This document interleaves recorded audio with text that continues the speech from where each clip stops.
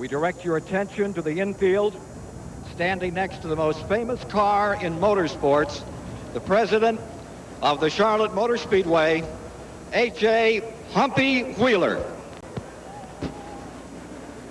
Ladies and gentlemen, I'm sure all of you are aware that the driver of this most famous car is about to race for the last time in the same community where he won his very first race 32 years ago. I want each and every one of you to join us in singing Auld Lang Syne to our friend, the King, Richard Petty, by Diamond Rio. Should old acquaintance be forgot and never brought to mind? Should old acquaintance be forgot and days of old lang syne? For old lang syne, my dear, for old lang syne, she'll take a cup of kindness yet for old lang syne. I want to hear you now. Should old acquaintance be forgot and never brought to mind? Should old acquaintance be forgot down days of old lang syne? For old lang syne, my dear, for old lang syne, we'll take a cup of kindness yet for old lang syne. We love you, Richard.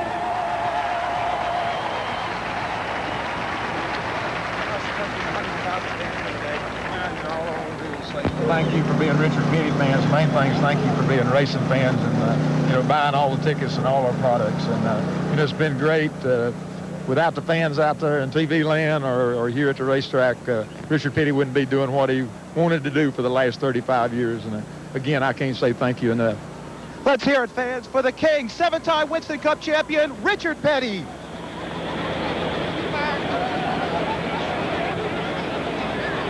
A little touch of Charlotte, North Carolina, here to begin the Mello Yello 500. With Neil Bonnet, I'm Ken Squire, and welcome aboard for our TBS live flag-to-flag coverage of this $980,000 race.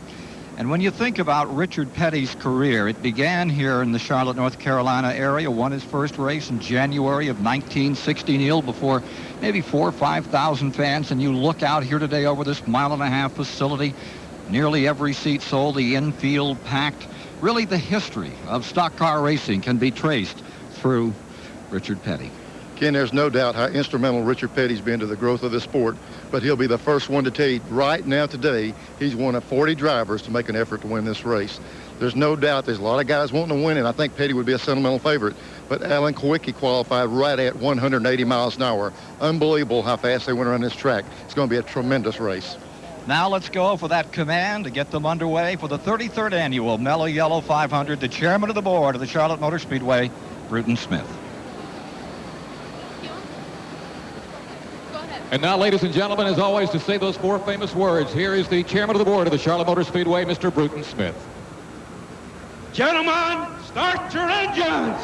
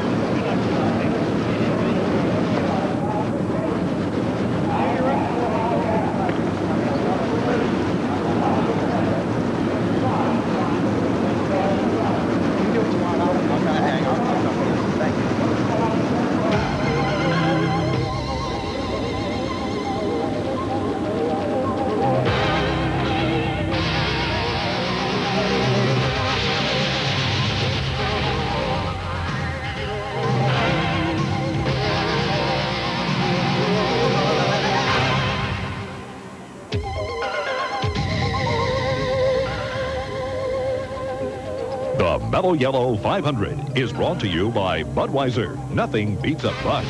By Goodyear, #1 in tires. By Napa, because there are no unimportant parts. And by Valvoline Motor Oil. People who know use Valvoline.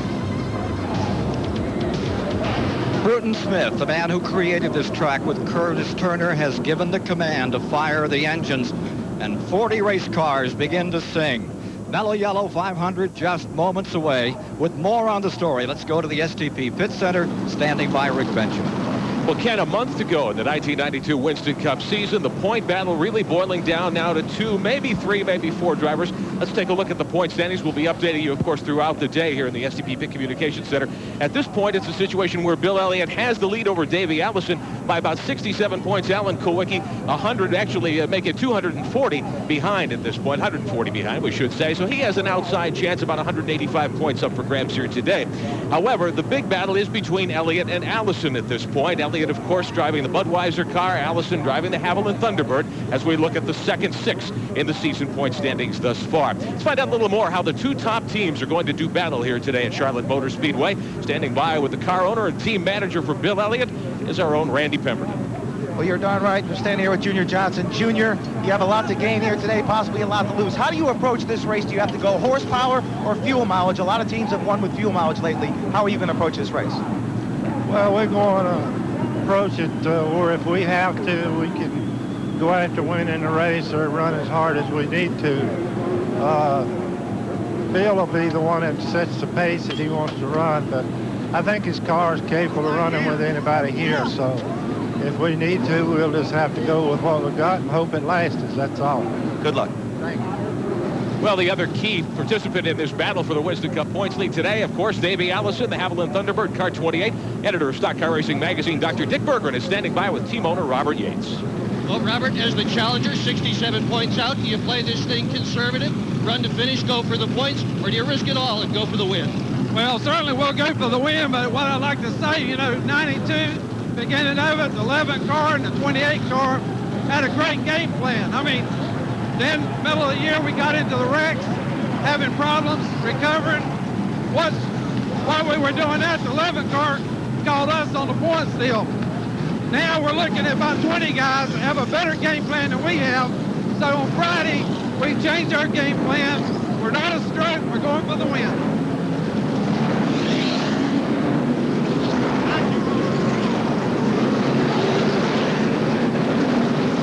Rolling out as we get set to bring you the starting lineup for the Mello Yello 500 this afternoon. Here's your starting lineup.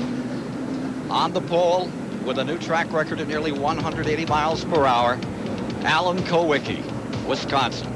Beside him comes Ken Schrader, the 1989 winner. For row number 2, it's Ernie Irvin, winner of 3 races this year, including Daytona and Talladega. And there's Mark Martin, winner at Martinsville in the spring. Row 3 today, there's Ricky Rudd, recent winner at Dover Downs, and Morgan Shepherd alongside. In row 4, it's Dale Jarrett in the Joe Gibbs Chevrolet and Brett Bodine. For row 5, Jimmy Hensley will be there. Top rookie and Darrell Waltrip won this race back in 1981. For row 6, Dale Earnhardt, the 80 and 86 champion, and Jeff Bodine, the defending champion. Row 7 is Terry Labonte and Derek Cope. In row 8 this afternoon, Lake Speed and the 84 and 87 500-mile champion here, Bill Elliott.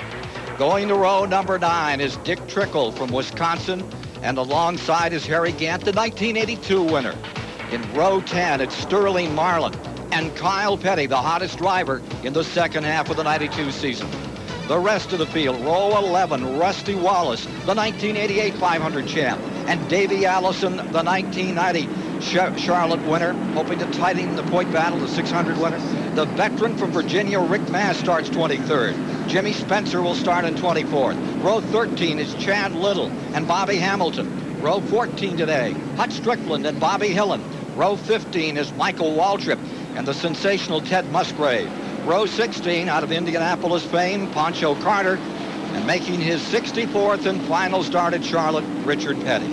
Row 17 today, Rick Bickle, rookie out of Wisconsin, and Jerry O'Neill from Auburn, New York. Row 18, Wally Dallenbach Jr., the former Trans Am champ, and Stan Smith from Alabama. Row 19 is Bob Schadt, an ARCA graduate, and Jimmy Means making his 28th start here at the Charlotte Motor Speedway. Rounding out the field, Jim Sauter and Dave Marcus. The course, the 1.5 miles over which they're going to be running today, Neil. Big tri-oval in the front straightaway. Big smooth racetrack. They've done a lot of work on this thing. 5 degrees on the banking on the straightaways. Very little degree there. You get down in the corner and it's got 24 degrees. That's where these guys are flying. They're running right at 180 miles an hour average around this racetrack. It's because of that good degree of banking, a good exit off turn 4. Field progressing through the 3rd and 4th turn up on that 24-degree banking. Place that can really bite you, as Neil Bonnet can testify.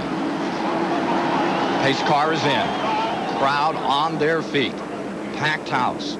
Ready to watch Alan Kowicki and Ken Schrader.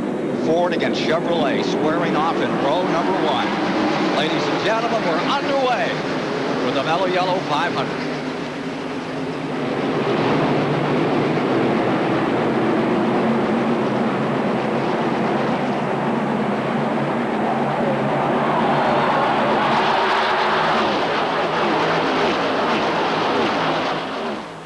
Clean start into turn number 3.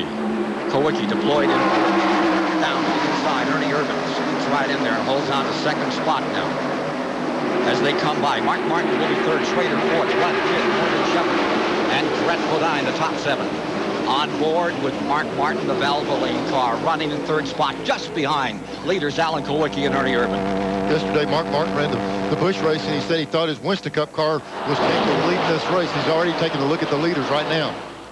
18th race Kowicki has led this year. That's the most by any driver in 1992. How fast down there into turn 3? 195 miles an hour, averaging 180. They get close to 190, 195, entering the corner through this area right here. 185, 190 also. They're flying.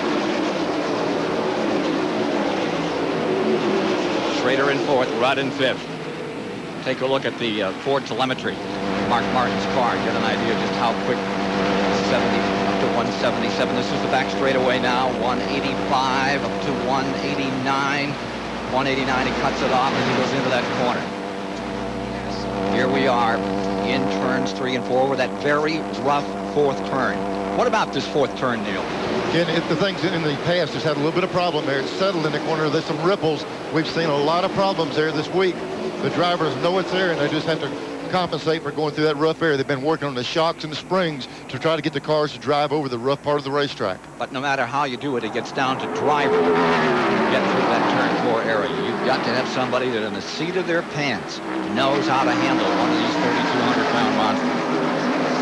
Again, I think one way the drivers are trying to cope with it, as we see Mark Martin take a look under Ernie Irvin off the corner. They're trying to run low through 3 and 4 and stay below the ripples. A little further back, Morgan Shepherd 6th, Brett Bodine 7th, Dale Jarrett is 8th. Out of the back of Mark Martin's car as he goes just a little high up here in that corner. Giving some ground, and in the back straightaway, Ernie Irvin flanks the number 4. Down on the inside. He's there, and here comes Schrader up for 3rd. Martin dropping to 4th. Staying 5th, Ricky Rudd. Nearly 3 wide. Tremendous speed as they come down out of turn 4. They were thinking about putting it 3 wide. You can run through that part 3 wide, but right here at this part of the track, you got to get them 2 abreast. Luckily enough, they didn't quite get them sorted out to the 3 abreast, or it'd been tough getting in there. Darrell Waltrip is in 10th. Earnhardt still stays 11th. Terry Labonte is in 12th, and out on the backside, Jimmy Hensley's 13th. Riding with Ken Schrader in that 25 car. Right behind him, the Valvoline car. Mark Martin having a very good run over the last couple of days since they qualified on Wednesday night before a record crowd, somewhat 40, 50,000 here on Wednesday night. The 2 cars that have really gained some more ground, Mark Martin and Davey Allison. Yeah, Davey Allison's really picked his up. He qualified real bad for the race. They got a lot of work on his car, got it better. He needed to because of the points battle they have. Oh, here comes Earnhardt trying to make a move to pick himself up a spot.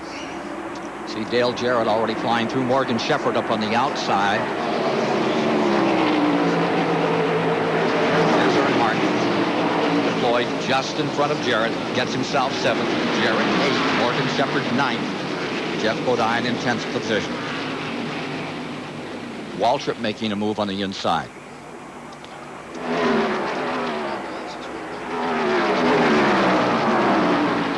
Earnhardt, who won here in May in the 600, the Coca-Cola 600, takes that good red Chevy right down through that third and fourth turn, now trailing by 4 seconds to the leader, Kowicki.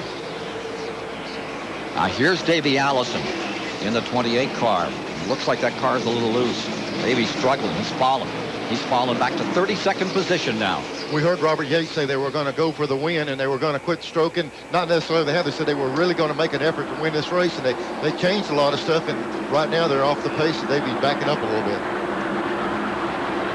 Back to the lead, and look at the lead that Alan Kowicki out of Greenfield, Wisconsin, is putting on this field. Most observers believe the 92 Winston Cup champion will be either Bill Elliott or Davey Allison.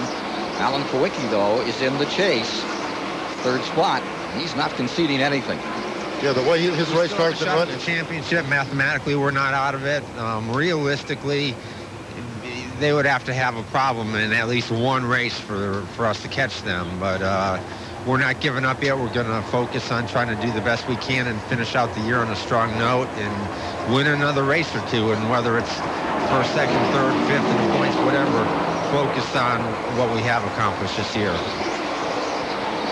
Alan Kowicki, who destroyed the old record. The old mark was Mark Martin at 176-mile-an-hour lap. Alan Kowicki toured this mile-and-a-half track at 179.027 miles per hour to wrest the pole from the rest of the field. Here are the guys trying to chase him down. Irvin in second, the guy that set outside of the front row at 178. That's Ken Schrader running in third, and Mark Martin pulls up on Schrader as they come down the main straightaway, completing the 11th lap. Well, they're moving around all over the racetrack. We saw Mark trying to get under Ken Schrader. Schrader moved inside, then moved outside. They're using up every bit of this track. Here's Mark working through the corner. You can see down there the brake pedal is virtually useless in this thing. They're running so fast around the racetrack now. Just watch him just barely touch the brakes. Just ease the brake down there. He's full throttle. Coming through turn 4 in just a moment, and watch him work that steering wheel in turn 4 to keep this thing balanced.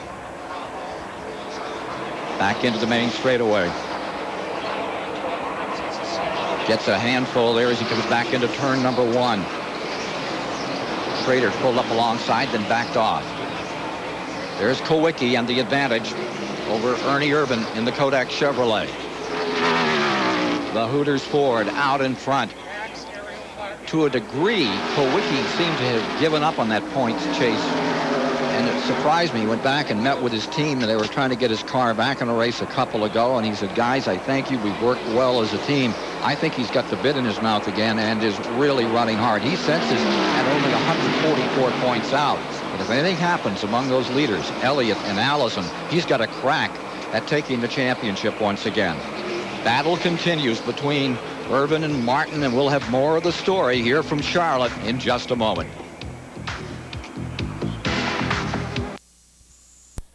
What he's been backing up so far in the early going here. Let's check in on that situation pit side with Randy Pemberton. Well, the story is with Davey Allison. He came over the radio and said the car is bad loose. Now, what that means is the rear end wants to come around. The way they can fix that, this is what you call a rubber, and they have one in each of the right front and the right rear. What they will do is take the rubber out of the right rear, put a rounded wedge in the right side, hope to tighten the car up for Davey Allison. Hopefully he can go back to the front without going a lap down, but they need to do it under caution. We've completed 30 laps, all green thus far. Another 30, and he'll be in trouble the way Kowicki is motoring away from the front of the field. Randy's talking about changing that rubber. It doesn't take but just a second to do that, but he's, like he says, he's got to get a caution flag. They can't afford to do it on the green. There you see the 28 closing in on Wally Dallenbach Jr., but not able to get by him. Back in front, there's your leader, Alan Kowicki in the Ford. The Hooters car building up a tremendous advantage in this early going. It's a considerable distance back to second place, which is Mark Martin and then Ken Schrader. Now here is Bill Elliott. Looking here actually at 7th, 8th, and 9th. Earnhardt is 7th. Dale Jarrett is 8th. Bill Elliott running in 9th, and a changing of the guard as Jarrett Dale Jarrett in the Joe Gibbs car goes to the inside and loses ground as he pinches it off on the bottom. You know, Dale's car, he really gets down in the corner. He drives it so far off in the corner, see it wiggle around a little bit. Looked like they beat him up off the corner, but he drove it in real hard and got back in front of the 18 car. Winner of the Coca-Cola 600 on this track, his only win this year, Dale Jarrett, trying to make up some room way back in the point standings as we continue to watch this contest. And here's Jarrett down on the inside again, out of turn number 2. Trying to exploit that opportunity on the bottom of the racetrack, and he's there alongside Earnhardt on the outside. I tell you, Dale's the kind of guy, when you get it up beside him, you're not necessarily by. He sails that thing off in the corner. Jarrett's car is working real good on the inside. Just behind them is Terry Labonte running 10th, Darrell Waltrip in 11th, and that battle that we're following in 7th is 9 seconds down to the leader, Kulwicki, as we come up on lap 25 this time by. Here is Kulwicki, your leader. Clouds have floated over this racetrack, and that will change it for sure. Of all the racetracks the Winston Cup competitors race on, probably none is more changeable than Charlotte in response to the weather. So a lot of the people who are running great right now, if these clouds keep going, they're going to go a little bit slower. Some of the guys need these clouds to go a bit faster. Most of the crews are watching the sky. No real threat of rain, but a threat to change the chassis. Advantage for Allison with a cloud condition out here that Dick Berggren was explaining. He's got a loose condition. It will get better. Dick was talking about it tightens the track up when it gets cloudy like this, and Davey had a problem. I noticed a while ago the 6 car was a little loose, and now he's running better. It'll help all the cars loose, the tight cars that'll go against them. Davey Allison now being shown about 11 seconds back to that leader. Correction on that. He's being shown as 11 seconds from being lapped. So just 26 laps down, but that's the case. 11 seconds from going down a lap. Davey Allison, we're at lap 26. And we're in Jimmy Hensley's car. Today's his birthday. I don't see a birthday cake sitting on the dash, but I'm sure he'd take a prize for his birthday to get up front a little bit. He's been running good. Here he's right behind Kyle Petty. Jimmy run a little bit higher line. He runs good on these big racetracks. Everybody was impressed with the short track performance, but he also runs good on these big racetracks. 47 years old, running in 15th with that Trop Octave car from Cale Yarborough, Jimmy Hensley. Much sewed up the rookie honors this year in Winston Cup racing. Jimmy Hensley, number 66. Bob Johnson, the crew chief on that car out of New England originally. Bob Johnson, who had worked back in the Race Hill Farms days. Harry Gant when he first came on the scene. We were looking at Hensley's right there, and they had Kyle Petty directly in front of him. I think everybody was really expecting Kyle to make that run. We'll see Kyle directly in front of Jimmy here. Kyle's car has been one of the strongest on the circuit the last few months, and everybody thought he'd be real strong here in Charlotte. They might need to do a little bit of dialing in when they get a caution flag to work on it. 67, the point interval between those top 2 contestants as this race started. And right now, Davey Allison praying for a caution flag, make some adjustments. Reynolds and Robert Yates would sure like to see something. And we had a little bit of rain this morning as we arrived at the track around 8 o'clock. It's now cleared off. Looks to be a good day, and to stay that way all the way to the checkered flag this afternoon in the running of the Mello Yello 500. Well, when it's a cool day like this, Ken, it works on motors to death. And when I say that, what it does, it gives them more horsepower, and they just virtually tear themselves apart. One of the real veterans, Dave Marcus, and that Kellogg's number 41, getting lapped by Alan Kulwicki, who is thrashing this field at the present time, setting an incredible pace. Davey Allison now 9 3/10 of a second from being lapped by Alan Kulwicki. We are showing 30 laps complete on the board. That gets us to 45 miles. Let's go back down to the STP pit center, and here's Rick Benjamin. Ken, these drivers are running for nearly $1 million in purse money today here at the Charlotte Motor Speedway. But before they get to the checkered flag at halfway, there's a $10,000 prize up for the leader. The way things are looking right now, Alan Kulwicki certainly will be a contender for that. There's money. There's actually a nice prize in it for many of you at home, too. It's the Gillette Halfway Challenge sweepstakes. Besides the driver winning $10,000, if you can tell us who's leading at halfway and you're the person called from last week's drawing, you'll win a brand new Chevrolet Lumina Z34. Now, if you'd like to enter our contest in time for next week's running of the AC Delco 500 at Rockingham, here's where you can write to. It's Gillette Halfway Challenge sweepstakes. The address, at box 2246, St. Petersburg, Florida, 33731. Have to have your entry in by next Saturday. You have to be 18 or older. We'll draw another name, and we'll make that call next week. And if you can name the winning driver, the leading driver at halfway, you'll win that automobile from Gillette. Alan Kowicki continuing to build on his lead, with Mark Martin staying second, Ken Schrader third, Ricky Rudd fourth, Ernie Irvin fifth. Bodine follows, then Dale Jarrett. Bill Elliott's up to 8th, Terry Labonte, Rick Mast into 10th. And the other big story developing is Kyle Petty, who's come from 20th. Kyle started 20th, dropped back to 24th in the early laps, and now finds himself up in 11th position. He's just overwhelmed several racers out here, including Earnhardt and Darrell Waltrip. Here he is working on 10th place, Rick Mast. And he gets him as they go through the 34th lap. Mast on the outside. Kyle Petty, the hottest driver in the second half of the season, just as hot here today in the running of the Mello Yello 500. Kyle's ran, he was here at the Winston, and really they put on quite a show here. Every time he's been at this track this year in practice or qualifying, in the last race he's been flying, and I think everybody's waiting to turn him loose. Neil, let's not discount Rick Mast out there. He started 23rd, and Rick Mast is having a good run as he stays in 11th just behind Kyle Petty. Rick's a good racer. Leo Jackson's team wheels that car and the 33 car here again, and they're both plenty capable of winning races. Kyle Petty, who picked up a win at Watkins Glen, and really since then he has done some kind of running. Currently lies 6th in the points, and he's been gaining on everyone over the past few weeks. Let's go back with Mark Martin in second position. Mark Martin in second. And he's got a considerable interval, like 1 3/10 of a second, but he is closing up on the leader, Alan Kowicki. Confidence plays a big part in any racer's success, but this week, Mark Martin has the market on confidence cornered. We've been really great since we hit the racetrack right out of the trailer. Supercar, best car I've ever driven. Great engine, just fantastic. I've seen some people chase some stuff around, be terrible, and get good, but it doesn't usually work that way for us. And, we're hooked up, and we're looking for a place to win a race, and may as well be Charlotte this weekend. Mark Martin, there you see him at work. Lying in second position, tries to close in on Alan Kowicki and is doing just that at the present time. They're averaging 167 miles an hour. Race record, 1989, Ken Schrader at 149.8.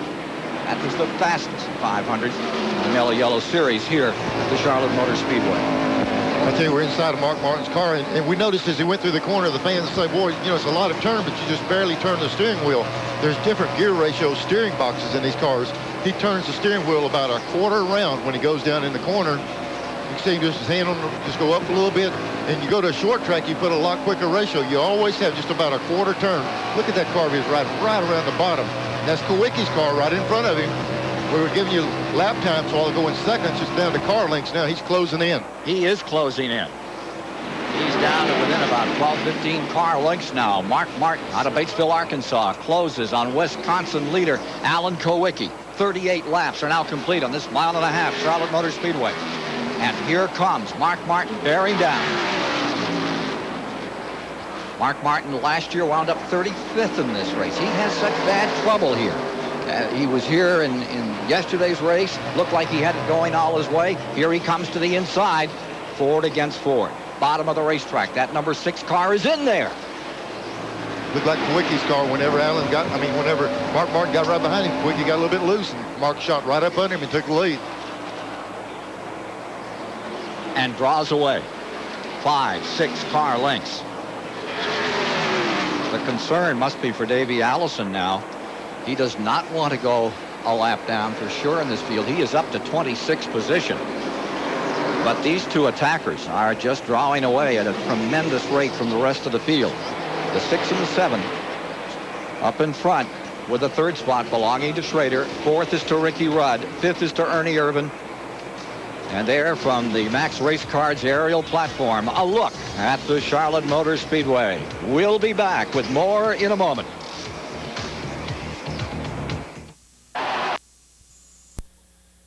laps into the Mello Yello 500.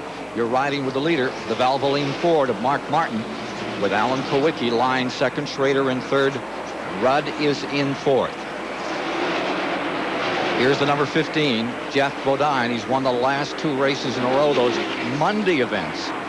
Stormy Monday has been a great day for Jeff Bodine. Here he is working inside of Ernie Irvan.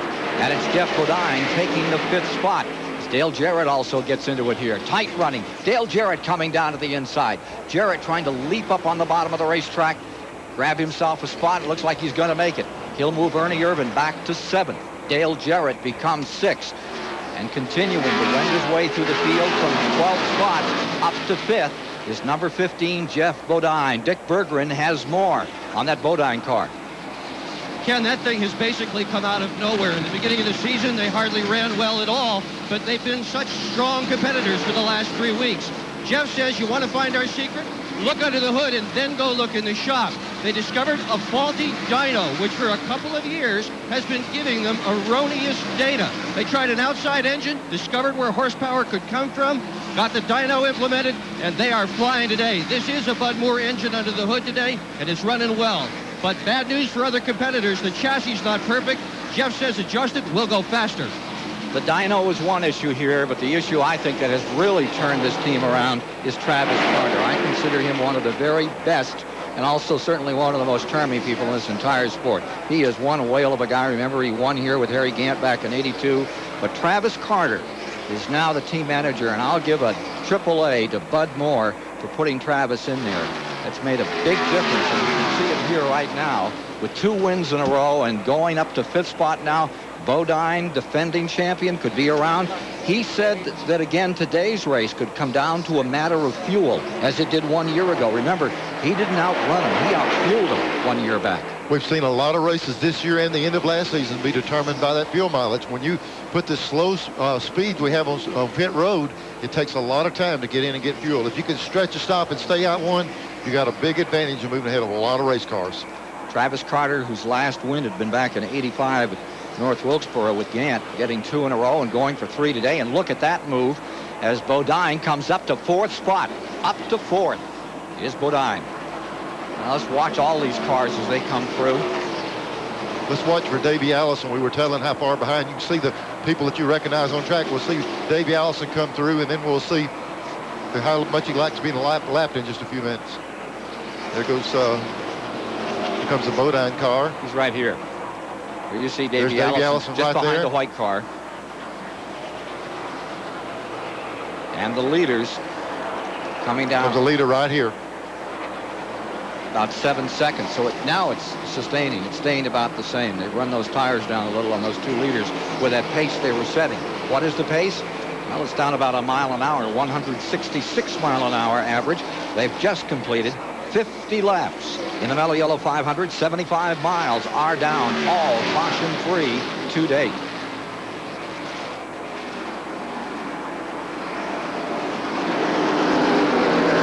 Kowicki, second. Leader, Martin. And Richard Petty. As we watch number 43 come on pit road very slowly here. Started in 32nd position, and this is very last Mello Yello 500, and he wants right side rubber. He's coming in. That's a little bit early for him than normal. He might be coming in and make a chassis adjustment also while they're doing this. Putting right side tires on it. Got the left side standing over there ready. Going to stick the left sides on her now. Notice it had a little bit of problem on the right rear. They couldn't get the right rear fixed. Held up a good little bit.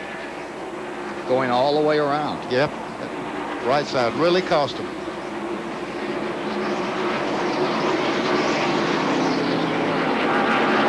Yeah, that little bit of slip on the right rear cost him about 8 or 9 extra seconds. Kyle Petty is on pit road. Bob Shadd had come in and gone back out. Randy Pemberton standing by, waiting for Kyle Petty on this pit stop. He had been running 8. Kyle is in. He brought the car to a halt. They said, Kyle came over the radio and said that the car was just a little bit tight. They want to crank around a wedge out of the car. They're on the right side. It's considered a 2-tire stop. Kyle's out of the way. That was a fast 2-tire stop. Yes, boy, that was quick. And we saw him also do that 1 round of wedge in the right rear that he requested. He should be better now. A race at Charlotte is always special to these teams, but Kyle Petty says winning here means even more because Charlotte is the hub of the sport. In a lot of ways, I think Charlotte winning either race at Charlotte, whether it's the May race or the fall race, is bigger than Daytona. And I think if for no other reason, it's just to have bragging rights around Charlotte. And I think that's what it all boils down to. There's so many race teams in Charlotte that when you go out and the crew goes out at night and they're messing around, then you want to say, hey, I won over here in May, or I won over here in October. And I think that's what it boils down to. It's a little bit more special for us since our sponsors both races, the Coca-Cola race and the Mello Yello race. But, you know, I think it's mainly a pride issue here. Kyle moving around Rick Bickle, lapping Rick. He's running 26 currently on the field after making that pit stop at lap 51. We're showing lap 54 on the board at the present time. As Martin Kowicki Schrader run 1, 2, 3. Ford, Chevy, and Jeff Bodine's Ford up to fourth. Boy, this car right here, look at it. It's like it's on a rail. I'm sure Mark Martin's got to be thinking about yesterday. He had the bush field covered just like he's doing right now and had a little bit of problem. Hopefully this thing will run all day long. Here comes Kowicki. Kowicki's about 2 seconds back behind him. A little more than 2 seconds. Jimmy Means pulls on the pit road as we get this view from Derek Cope's Purolator car. We'll be back with more from Charlotte in just a moment.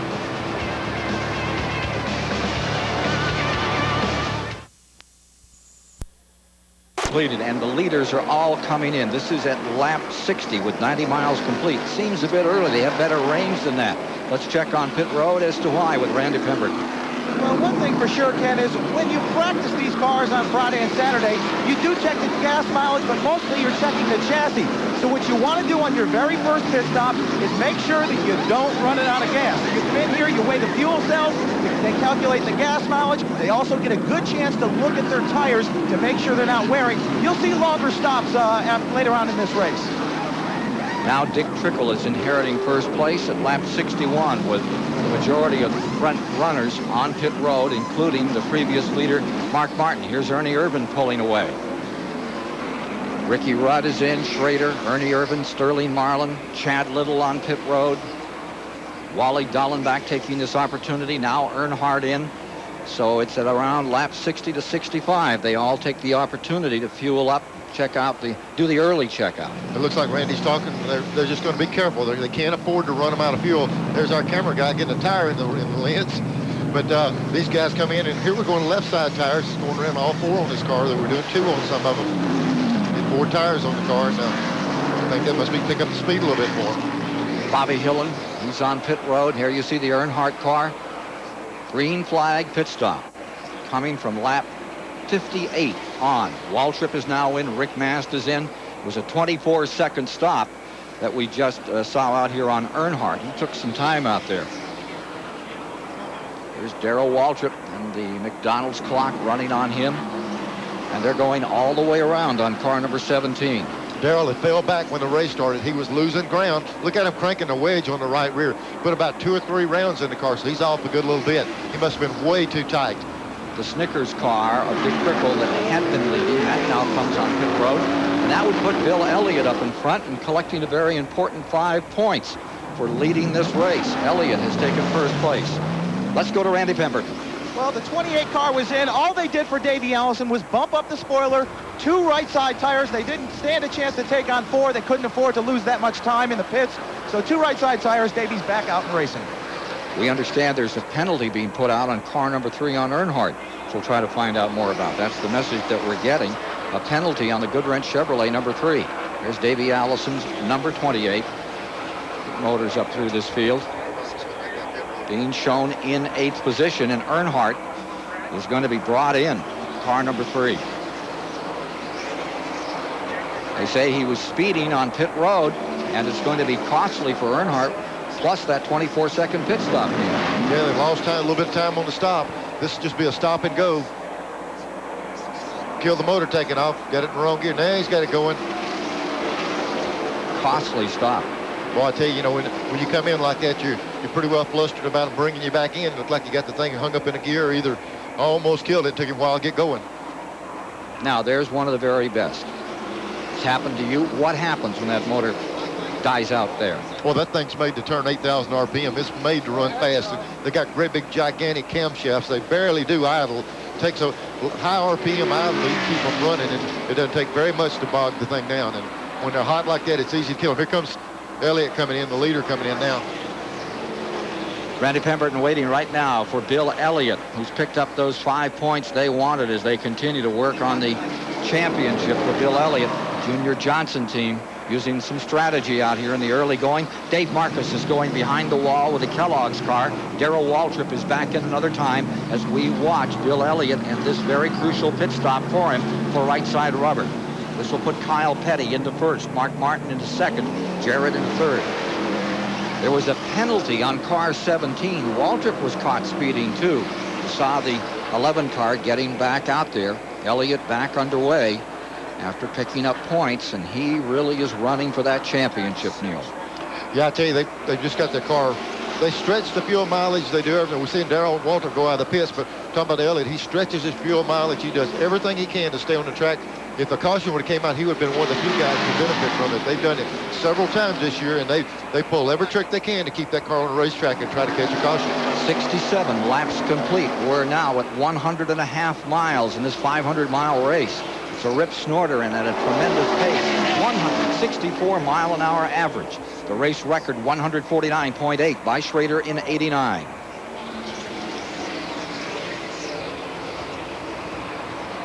Allison is getting lapped.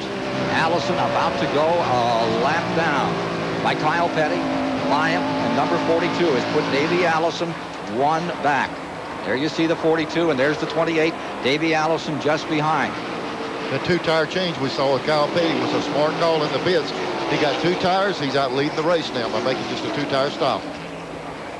So the advantage is Kyle Petty in the Pontiac over Mark Martin and Alan Kowicki. He leads by about 3 seconds. More from Charlotte in a moment. Hey, Chris. Driver who is synonymous with car 71, Dave Marcus. Of course, today he's driving the Kellogg's 41, and he put some debris down. Remember, we mentioned that he retired. Something broke on the car. They put Yello out just to make sure the track was safe. And as that Yello came out, remember how Kyle Petty had just motored by. This is the run back to the flag. Here comes Davey up on the outside, and he gets his lap back. An important key move for Davey Allison in his battle to stay up there with Bill Elliott. Well, in the course of today's race, we're going to briefly interview some very special people important to us as networks and as broadcasting companies, and to you viewers and fans because of the great tracks that they've created. Standing by with Rick Benjamin at the STP Pit Center is one of the pioneers of American motorsport, who has just renewed with us, and we're delighted to have the guy who has put together one of the very best, Paul Sawyer, with Rick Benjamin right now. Mr. Sawyer, great to have you with us here today. Beautiful facility you've created in the last few years. How important is television coverage to today's Winston Cup tracks? Well, I think television has been one of the mainstays from creating new fans. Back in the old days, you know, we depended on 100-mile, 150-mile radius. But I think with the advent of television, the way it's showing today, people have really got interested in it. They can relate to an automobile more so than they can football, baseball. And I think they say, well, you know, I see this, and now with all of the racetracks that have been built and modern facilities, I think the curiosity's really got the best of them, and they really want to come. Yours is about the most modern around, along with Charlotte, with the beautiful lights and the new grandstands. What do you have planned for next year? Well, my goal is 90,000 seats. I've said in past years we'd have 90. Before 1995, I'll have 90 plus. Every race that we go to, I take great pride in doing something new. I do something for you people on television. I do something for the fan that makes it all possible. I do something for the competitor. We've just purchased some more property because we've got some more events we're going to run. We know what our schedule is next year. Great. So it's ongoing, and I really don't know where it's going to go. Yeah. But I'm just happy to be a part of it.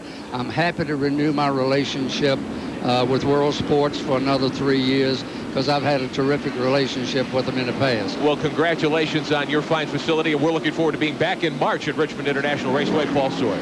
Indeed, March the 7th. They're going to have a sellout for that race before they get through December, the way tickets are going for that great. You know what he's going to have to do? Remember how I said it was a 5/8 up there this past time? And, of course, everyone knows it's a 3/4. Well, what he's really got to do is blow it out to a mile, because people just keep on coming into Richmond. They've done a grand job on the old Richmond Fairgrounds.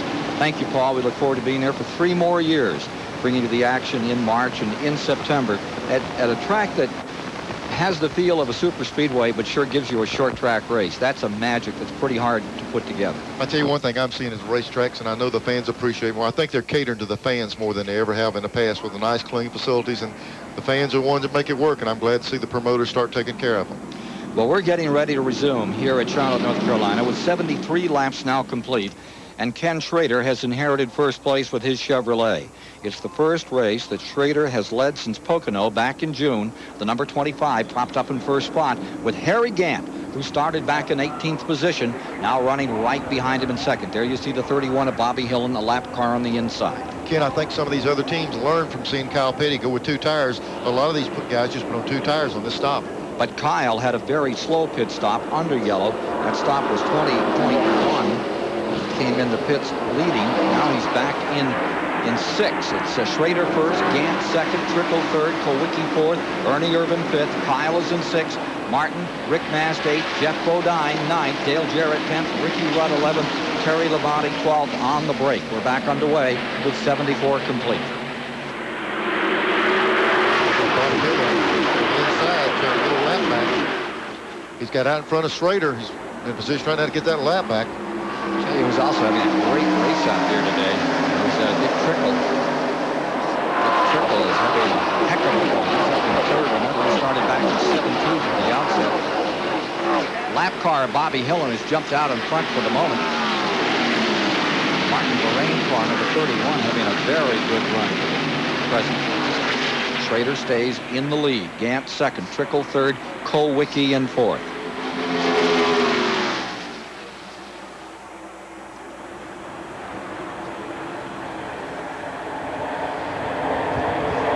Here's Ken Schrader moving up in that lap car. He says that Charlotte is more challenging than ever because you need to use a different approach on both ends of the racetrack. Turn 1 and 2, I usually try to get my old car working on the bottom. A lot of guys run top up through there, and I always work on the bottom down there. 3 and 4, you kind of got to be able to have your car where it can work any place, because that place is with the bumps and stuff now. You never know where you're going to wind up in that turn, so you just kind of got to be able to work any place. Take a look at Earnhardt on the charge in car number 3. And he's got a long way to come in this one. Earnhardt trying to get back on the lead lap. Remember, he took that penalty. He's being shown 1 lap down in 22nd position. We have 21 cars running the lead lap, and Earnhardt trying to set a pace to get back in this thing. Don't say he can't. He won this race one time after coming from 2 laps down. There's one man that can do it. It's that man, the man in black. Dale Earnhardt, 5-time Winston Cup champion, putting it on here at the Charlotte Motor Speedway. You know, he won the 600 here earlier this year, and he said he thought his car was just as good. But he got a lap down, and he's got a lot of work to do now. Bobby Hillen in the 31, who gave the Davey Allison car such a good ride at Talladega earlier this year. And he came in here yesterday and drove Allison's Grand National car and did a very good job. Hillen out of Midland, Texas. Still has just 1 Winston Cup win to his credit. Now look at Earnhardt crowding down to the bottom as he tries to find some daylight and take that lap back. Yeah, he's trying hard as he can to get the lap back. If he can get by Hillen here, he's got to deal with Schrader. But what he's got to look for is over his shoulders. Here comes Kowicki in the 6th car. He might be in a position where he can get a lap back to Schrader. He's got to be concerned about some of these other guys coming after him. Indeed, because right behind him, you see that lap car, and now here comes Harry Gant zipping down through that 2nd place car, and with him comes Alan Kowicki and Mark Martin. That is Gant in 2nd, Kowicki in 3rd, Martin in 4th, and you're riding on board the Valvoline car of Mark Martin in that 4th position. That's about the way it looks over those bumps off turn 4. A lot of blur in that thing coming off the corner. It's real ripply right there. Shake the old eyeballs? Yes, sir. Blur your vision a little bit coming off that corner. Give you a headache? I've had a few headaches when I left here. Don't mean to make light of that. We've taken some awful hard hits. Here comes Kyle Petty, and look at him charge. He's around Gant. He's flying. Kyle Petty up into fourth. He might be in real good shape. We said he lost ground on the pit stop, but what he did earlier on the green, he put 2 tires on. This time, a lot of guys put 2, he put 4 on. So when he got those 4, he lost a little bit of ground, but he's still got a lot better tires than most of these cars in front of him. If you're just joining us, 5 lead changes among 6 drivers and only 1 caution through the first 81 laps that have been run here in this Mello Yello 500. 33rd annual. Welcome to TBS live coverage. With Neil Bonnet alongside, I'm Ken Squire. Down on the track, Dr. Dick Berggren. Stock Car Magazine, Randy Pemberton is there, and Rick Benjamin bringing you the action today. Well, we were noting, gentlemen, the progress of Kyle Petty up through the field. Yesterday's last Winston Cup practice session, Kyle was the quickest car out there unofficially. He turned some laps close to 171 miles an hour, more than a mile quicker than some of the other top contenders here today, so he may be in very good shape. Well, let's go down and find out more. Dick Berggren is standing by right now with one of the Rick Hendrick stable cars. Let's go to Rick. Yeah, Rick, you've been wearing out your shoes going back and forth between the leader Schrader's car and 9th place Ricky Rudd. What are you doing walking back and forth? Well, we're just, one team's trying new tires and one team's running scuffs, and we're just exchanging information and when they adjust the cars, what it's doing. And Kenny stayed out on 9-lap tires, and Ricky came in and got fresh tires. So we're just trying to see if we can keep them good all day and maybe win this thing. And there's an advantage of a 2-car team right there. Hendrick has 10% of the field using his motors today, along with Schrader and Rudd, Waltrip and Jarrett. And car number 1, understand Mass just brushed the wall. He got right up at the wall. I don't know if it broke or he just slid up there, but he's sure close to the wall. It looked like the motor quit on him. Was running 12th. Look at this. Here, the bump and grind out there as Alan Kowicki gets underneath Schrader. And here comes Kyle Petty in the Felix Savetas, car number 42, the Mello Yello car, down on the inside. What a charge. What a charge Kyle Petty has made. He was 21st in the points back in April at Martinsville, and he just keeps on trucking. He's up to 6 in the points as we get down toward the end of the season. They all look a little loose out there right now, except Kyle.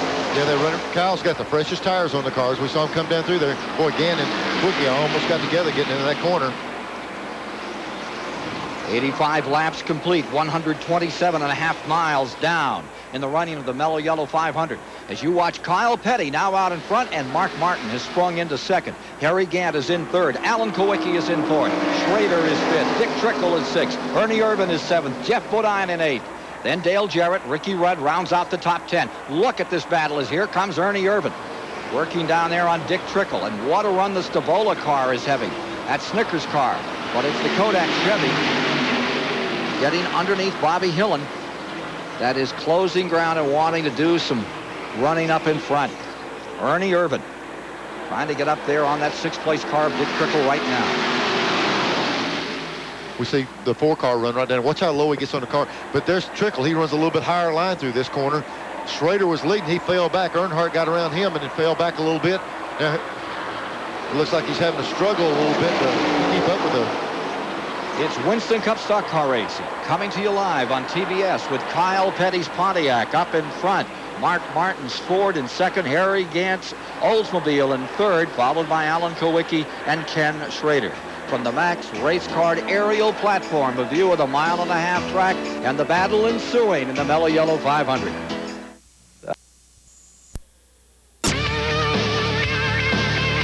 When he was only 8 years old, Ernie Irvin began swerving around the dirt tracks in California. By the time he was 16, he was at the short tracks driving his dad's stock cars. Ernie, the youngest driver out there, running away with nearly every race. His competitors were unhappy, very unhappy. So after more than a few battles on and off the track, swerving Ernie Irvin left for Concord, North Carolina to conquer the southern short tracks. Ernie also spent some time at the Charlotte Motor Speedway, not driving, welding seats at the grandstands to try to make ends meet. A 1987 sponsorship by Dale Earnhardt didn't last very long, but it did help Ernie get the attention of longtime car owner D.K. Elric, who hired Irvin to drive his automobile. More sponsorship troubles came along, though, at the end of '89. But then Judy Donlevy would come to the rescue, giving Ernie a chance to drive in 1990. But just 3 races into the season, sponsor troubles again, and Ernie was again looking for another ride. After Rockingham, though, longtime car owner Larry McClure called. Ernie finished third in his first race with the Kodak team in Atlanta. And then 6 years after welding seats at the Charlotte Motor Speedway, he won the 1991 Daytona 500. Ernie Irvan still a dominant force during the 92 season. So far, he's won 3 races. He's led 13 of the last 15. And he stands 11th in the current Winston Cup point standings. Now, just a week ago, he finished up at 6th spot, and here he is today, currently being shown in the 8th position. We run up front. I have the sense that we're going to see him back up there, Neil, before the afternoon is over one more time. We've completed 95 laps in the Mello Yello 500 at the Charlotte Motor Speedway. That leaves 239 laps. There's only been 1 caution to date, and there's the man they're chasing, Kyle Petty, having a sensational run at the present time. As we look at the Napa standings, back through the field to all the competitors out here, here is Kyle Petty with the advantage. Mark Martin staying about 20-25 car lengths back in 2nd spot.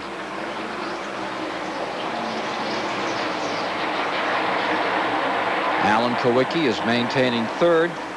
Harry Ganson 4th, Dick Trickle 5th, and Jeff Bodine, winner of the last 2 at North Wilkesboro, North Carolina, and Martinsville, Virginia, lies 3rd.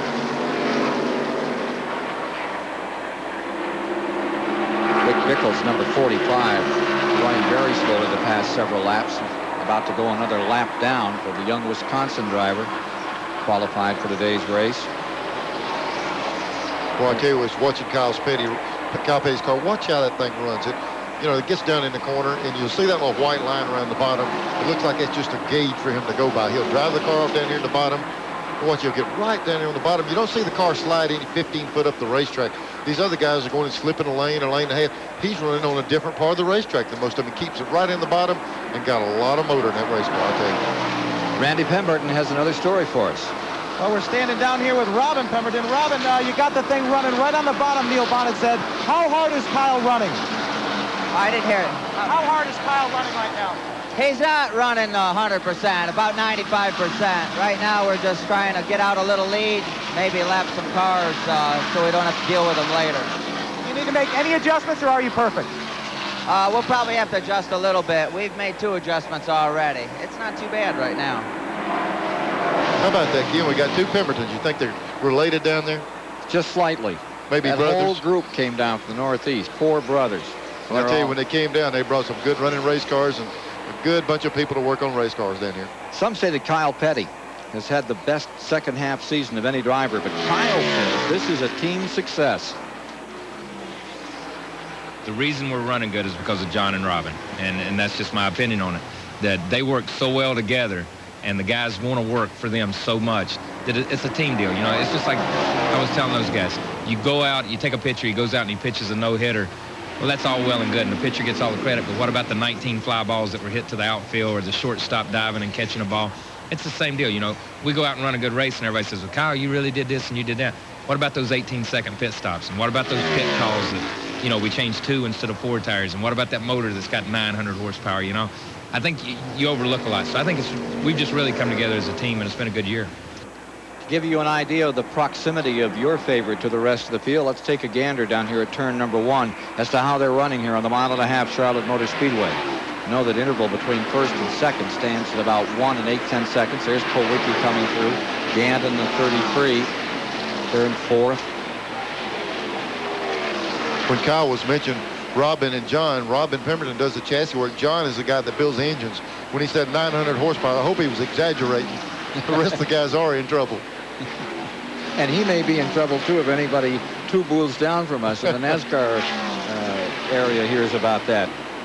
Here's our leader once again, Kyle Petty in 1st. Almost a 2-second advantage over the car number 6 of Mark Martin. Alan Kowicki is running 3rd, and Earnhardt has once again lost that advantage he had. He got back up in the lead lap.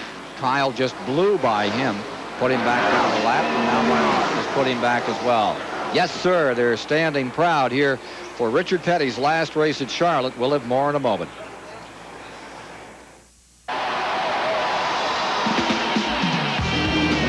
Racing. I can't explain it.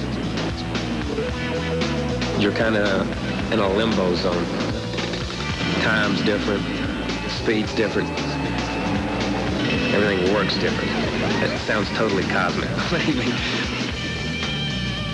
It's out there somewhere. It's out there somewhere. Kyle Petty and Mello Yello. There's nothing mellow about him. Uncontrolled. You're with us today. We're not that far from halfway. First 100 laps well into the books here today. Kyle Petty continues to lead. Got an address for you to write down. You might be able to win yourself a brand new Chevrolet Lumina Z34 if you participate in the Gillette Halfway Challenge. Send a card to Box 2246, St. Petersburg, Florida, 33731-2246. Have to be at least 18. Before next weekend's race at Rockingham, we'll pull a winning name. We'll call that person. That person can tell us who's the leader halfway next week. They'll win that brand new Chevrolet Lumina. Today, of course, that prize is up for grabs again. Driver leading at halfway may well be Kyle Petty. He's holding sway right now. The leading driver at halfway gets $10,000, and you, if you can name that driver, might win a brand new automobile. 8 seconds away from lapping Davey Allison is Kyle Petty at 8 7/10 seconds for the moment. There's only, let's see, there's 19 cars left in that lead lap. There's only one car behind Davey in the lead lap, and that's the number 66, the Yarborough car with Jimmy Hensley. At 28, whatever the problem is, it's not remedied. You know, it makes you wonder, earlier in the year, they just dominated this racetrack, and they're just struggling right now. Riding with Jimmy Hensley right now in that Trop Arctic car, staying up in the lead lap, about to take rookie honors. Let's take a look, if you're just joining us, at what has transpired here at the Charlotte Motor Speedway. Our Fram race story, there are the lap leaders. Alan Kowicki came out, dominated the early going, led by as much as 3 or 4 seconds. Then Mark Martin took over. Dick Trickle had a brief shot at it. Bill Elliott, Kyle Petty, Ken Schrader, they've all been up here out in front. And since lap 85, we're at 110. It's been back in the hands of Kyle Petty. And we've only had one caution today. That was when the Kellogg car had some debris on the track, and from lap 71 to 74, the Yellow flew. Average speed is staying about 154 miles per hour. We're looking at the battle for 9th position at the present time. That's Bill Elliott in the 11 car, Schrader in the 25. Right now, Elliott would lead Allison by 93 points, with Kowicki only 11 points behind Allison if the race were to terminate at this moment. See the difference in lines there at the Junior Johnson, number 11, goes way up on the top side of the 24-degree banking. And Schrader hangs it on the bottom. Remember, Schrader started second. When we talked to Schrader, he said he'd like to have his car would run high or low, and he was able to stay down low. Here's Ernie Irvin trying to get up under the 33 car of Gant. Battle for 4th. These guys have been racing for 15 laps just like this. Ernie can make a run on him. He just can't quite clear Gant. Here comes Ernie making a run on the bottom. He gets a good run off every.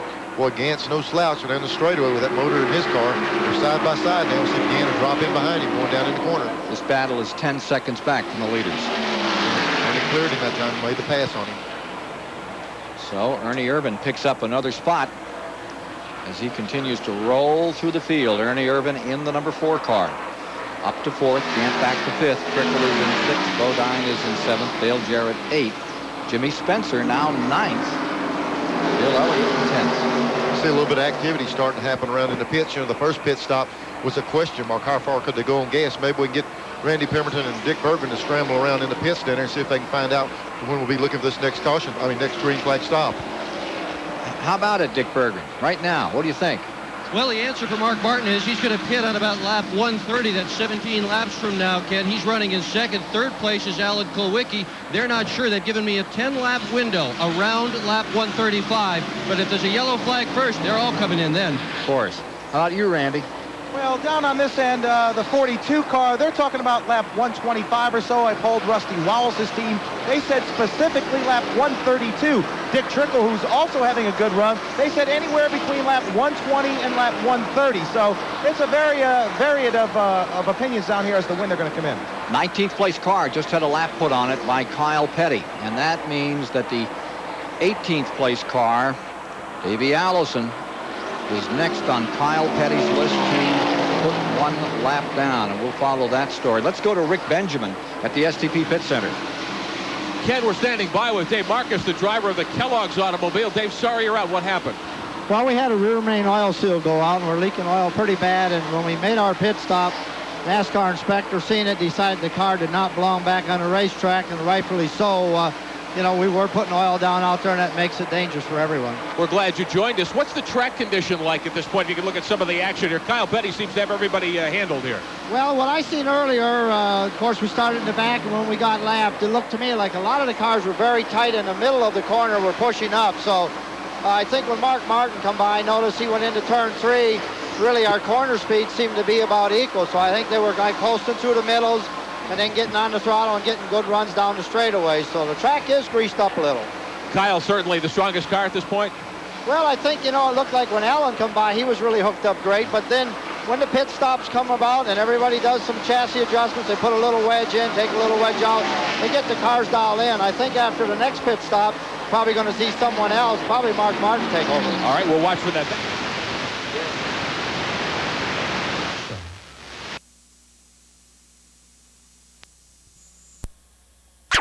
Team shown in the 18th position. And now watch for that second. Davey Allison sure would like to have another caution flag right about now, Neil. His only other choice at lap 118, we heard Kyle say 120 was when he was going to pit. Kyle might pit. Davey can stretch it and keep him getting lapped. There goes Kyle right on by Derek Cope. Rear later car, Derek Cope in 27th position, being shown a lap down. You see Cope's car up about a lane or lane and a half higher, and you saw Kyle, like we were talking about, right around the bottom. That's the part of the racetrack. He just scoots away from him up off that corner. I know Bob Whitcomb, the car owner on this one, was telling me yesterday, he said they really had high hopes for this weekend. They thought it was going to run better than that, but there they are. Harvard in 27th position as Kyle Petty scoots out of turn number 1, shoots down the backstretch and goes looking for Davey Allison to put him 1 lap back. It remains Kyle in first. As he goes beneath Dahlin back here, and it's Mark Martin in second, Kowicki third, Ernie Irvin fourth, Gant runs in fifth. And the interval first to second, the interval between Kyle Petty and Mark Martin is down to 3 4/10 of a second. Yeah, they're closing that thing in. Is making a move on him now. See if we can just pull the rest way up there. So the Mello Yello 500 is at 120 laps complete here at the Charlotte Motor Speedway. We'll have more of the action in a moment. 133rd annual, battling for $890,000, and Kyle Petty has a headlock on it at the present time. Running out in front of Mark Martin in second. He may be getting ready to pit in the next couple of laps. It's so hard to tell when Kyle's going to pit. He runs so low. He runs right at the part of the track where you normally come into the pits. And they've given us a call that he'll be in the next few laps. They say 2 laps away. Running in the third position is Alan Kowicki. Maintaining fourth, Ernie Irvin. Then it's Dick Trickle behind Harry Ganther. And here comes Dick Trickle onto pit road. Dick Trickle in car number 8, running in the 6th position.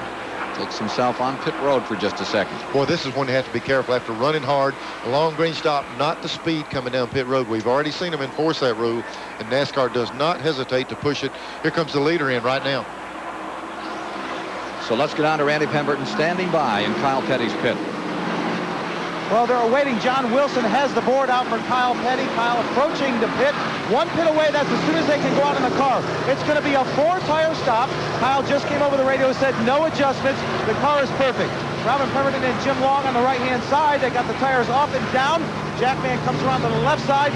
The more importantly is to get all of the fuel in this car because this team traditionally does not get the best gas mileage of all. Left side tires around, and the jack is down. Kyle Petty's away. Good pit stop. The key there Randy's talking about is when you get the fuel mileage, when you got the kind of motor and the kind of horsepower that he has in Kyle Petty's car, the more power you have, the more fuel you use. The way that thing's running, he's drinking a little bit more gas than the rest of them. 18 is on pit road. The 7th place car, Dale Jarrett, is coming in, and we're into a pit stop period. Here's Schrader now, the number 25 car, taking this opportunity to drop on pit road. Was running in 11th position. Here is Schrader. This is a second stop under a green flag condition.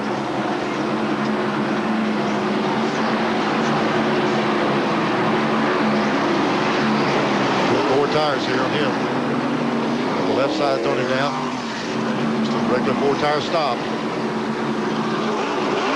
And away. 23 seconds. Here's car number 15, Bodine in, going for his third win in a row. Green flag pit stop. And they're going around for 4 tire change here. Yeah, and this crew here won the World Pit Crew race this year. They're the champion this year on the pit stop, so he's doing some good service. Car number 2, Rusty Wallace, goes behind the wall. Rusty Wallace is retiring the Miller Pontiac. The Miller genuine draft car that's been running in 12th position has gone back to the garage area. We'll get a report on Rusty Wallace in just a moment. The leaders are Mark Martin first. There he is in the number 6. Alan Kowicki is in second. Ernie Urban is in third. Harry Gant is in fourth. And Bill Elliott is in fifth. Let's go to Rick Benjamin for a Goodyear Racing update. Well, Ken, things are starting to settle down a little on the racetrack after that flurry of pit stop activity. Every time we come to Charlotte, lots of racing news is made. Lots of events this week. Yesterday here at Charlotte Motor Speedway and on WTBS, the Busch Grand National cars were in action for a 300-mile event. It was the All-Pro Auto Parts 300. Jeff Gordon, the quick qualifier for this event, he took the field away off of green. He had endured a tough summer. He'd been winless since the May event here in Charlotte, but Gordon would really put the field to shame yesterday afternoon. After qualifying on the pole early in the event while Gordon was holding sway, Todd Bodine, Dale Jarrett get together going into turn 2. Trouble right away. They slammed the outside concrete hard, collected some other cars. The 98 of Jim Bound getting involved. Bound lost a wheel down the backstretch. Now that wreck cost the third of the Racing Bodine brothers, Todd Bodine, the series points lead when he had to come in on the hook yesterday. And as during the May Busch Grand National event, Mark Martin in the number 60, they've had the strongest car. He was able to charge right by leader Gordon on the main straightaway to recapture the top spot. But as we've seen here many, many times, Gordon and Martin, rather, was snake bit with electrical and gearbox problems. After the midway break, Martin was optimistic. When the call came to refire for the second half of the event, Martin Screw had to push away. Shauna Robinson spun. That set up another restart for the race yesterday. And Martin couldn't get going. Off the lead row, he had transmission troubles. Everybody had to swerve and get by him. Some fine driving, saving many cars yesterday. That left Gordon nearly unchallenged as the leader. The points battle, though, would take yet another turn as Gordon set sail in the second half of yesterday's event. Joe Nemechek shredded a tire. He had to make a late pit stop. He started the day only 5 points behind Todd Bodine, recaptured the lead.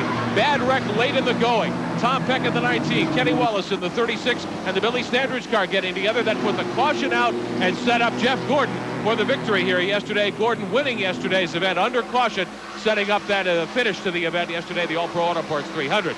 Now, the Winston Cup supervisor, the Winston Cup Series director is Dick Beatty, but he's going to make a change. He's going to retire at the end of this Winston Cup season. And earlier this week, Mr. Beatty was honored. A tower here at Charlotte Motor Speedway will be named in his honor. Dick Beatty collecting a plaque from Humpy Wheeler here at Charlotte. The Dick Beatty Tower now at Charlotte Motor Speedway. Dick Beatty retiring as Winston Cup Series director in November after the race at Atlanta. And at this point, certainly his replacement unclear, but someone else strong, I'm sure, will be taking over the directorship of the Winston Cup Series as we watch Alan Kowicki and Dale Earnhardt come to pit road. Indeed, Alan Kowicki coming in after briefly having an opportunity to run up in front. Let's go to Dick Bergman. This is a regularly scheduled pit stop. Joey Covington's working the right front. Tony Gibson is on the gas. Rears are Shane Parslow and Tom Mountain. In only his fourth race doing it is jacking this car. They are having a good stop so far, Ken. Bad stops have plagued this team. This is not one of them. 20.12. Good stop for Kowicki. Kowicki coming back out directly in front of Dale Earnhardt, the number 3. Here's Ernie Urban's number 4, which has been the leader with these pit stops. Ernie Urban had briefly inherited first place. Well, they sorted out in this period of green flag stops. We're at lap 135 of the 334 to be run in the Mello Yello 500 here at the Charlotte Motor Speedway. With 135 complete, we're 202 miles into it. 199 to go. That's right, Ernie Urban. You're talking about sorting things out. These crews are still sorting out whether they need 2 or 4 tires. We've seen a lot of them try 2, try 4. The only way they know is to do it to their particular car and see it's an advantage to go with 4 tires at the time it costs you to do it. So they're still playing around trying to figure which way to go with the tires. 199 laps, 198 now as we get to 136 on the board. And Davey Allison, as we watch the number 11 car, his nemesis for the championship out on the track. We see the 28 coming on to pit road. Davey Allison running the tail end of that lead lap. We'll go to work on that Robert Yates car. Right side rubber there. Boy, they did miss today, didn't they, Neil? Yeah, you know, it's hard to imagine. You say, how can a guy be that good early? They went with 2 tires. They're trying to make a good move right here. They were down. They see everybody else doing 4, so they go with 2, trying to stay in that lead lap. Here's Randy. Well, I'm down here with Buddy Pear, crew chief for Rusty Wallace. First of all, your car's in the garage area. If you're still out here graciously giving us an interview, what was the deal on your car? Well, first of all, the reason I'm staying out here for this interview is to say that, you know, the last 4 or 5 weeks have been great for a genuine drive Pontiac, and but you know, we had a little problem today. We're down there right now trying to find out. I think it's an ignition problem in the engine. We're going to go back down there and try to change whatever we can change to get back out today. If not, if we don't get back out, you know, we got a week off here, and we got Rockingham coming up. So this crew's young, and they're, I tell you, you got to take the good with the bad in this sport, and today might have been a little bad. Okay, thank you, buddy. Well, he said Roger Penske was going to be here today, and the last time he showed up, that was over at Richmond, and of course Wallace went out and won at night in that great race they ran, but not the case here today. So they'll have to settle for first place and a couple of seconds thus far on the season as we get down toward the end of it. Here's Dick Berger. Here comes the 11, Bill Elliott, in for his pit stop. This team won this race last fall by having very good gas mileage. This isn't the same car that won the race, but believe it or not, it's the same gas tank. Tim Brewer, the crew chief, says some guys have favorite motors. I got a favorite gas tank for this racetrack, and this is it, so that's the fuel cell. Right side tires on. Brewer's handling the left front. Slower than normal pit stop. Elliott's still in, still up and away at 24:01. There you see number 11 back out another time. We're at lap 138. Elliott on the track once again.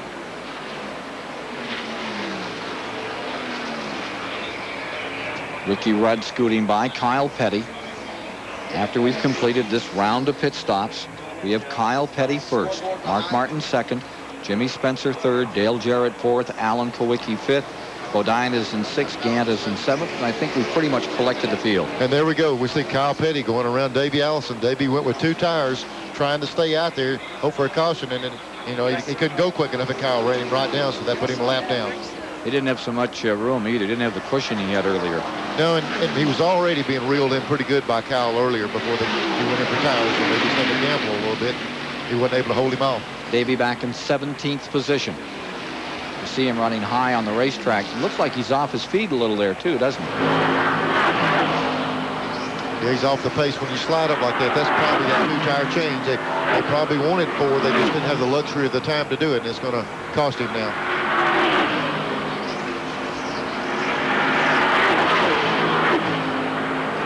Sweeping shot back out of back straightaway into turn 2.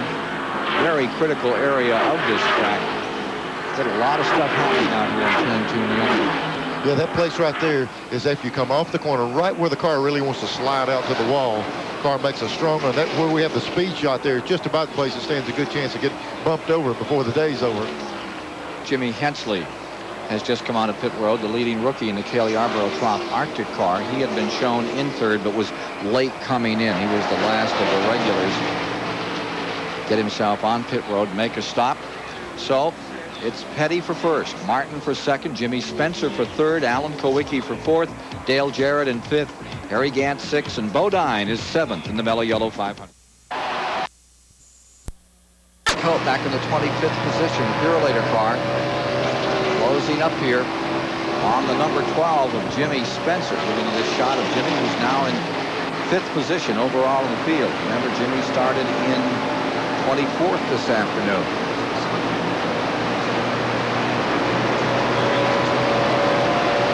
Leader remains Kyle. Mark Martin 2nd, Kowicki 3rd. Dale Jarrett has motored up to 4th, moved around Spencer. Gant is back in the 6th position. The interval between 1st and 2nd, between Kyle Petty and Mark Martin, stands at 6 seconds. This at lap 148. And we'll take a gander right now at that interval between 1st and 2nd position as we move up toward lap 149 and 223 half miles complete. To date, just 1 caution. There's the interval. Now let's go down to the STP Pit Center and Rick Benjamin. Well, Ken, we're less than 20 laps till halfway. Kyle Petty may not quite be counting that $10,000 Gillette Halfway Challenge money just yet, but soon, I'm sure, it'll start to enter into his calculations here today at the Charlotte Motor Speedway.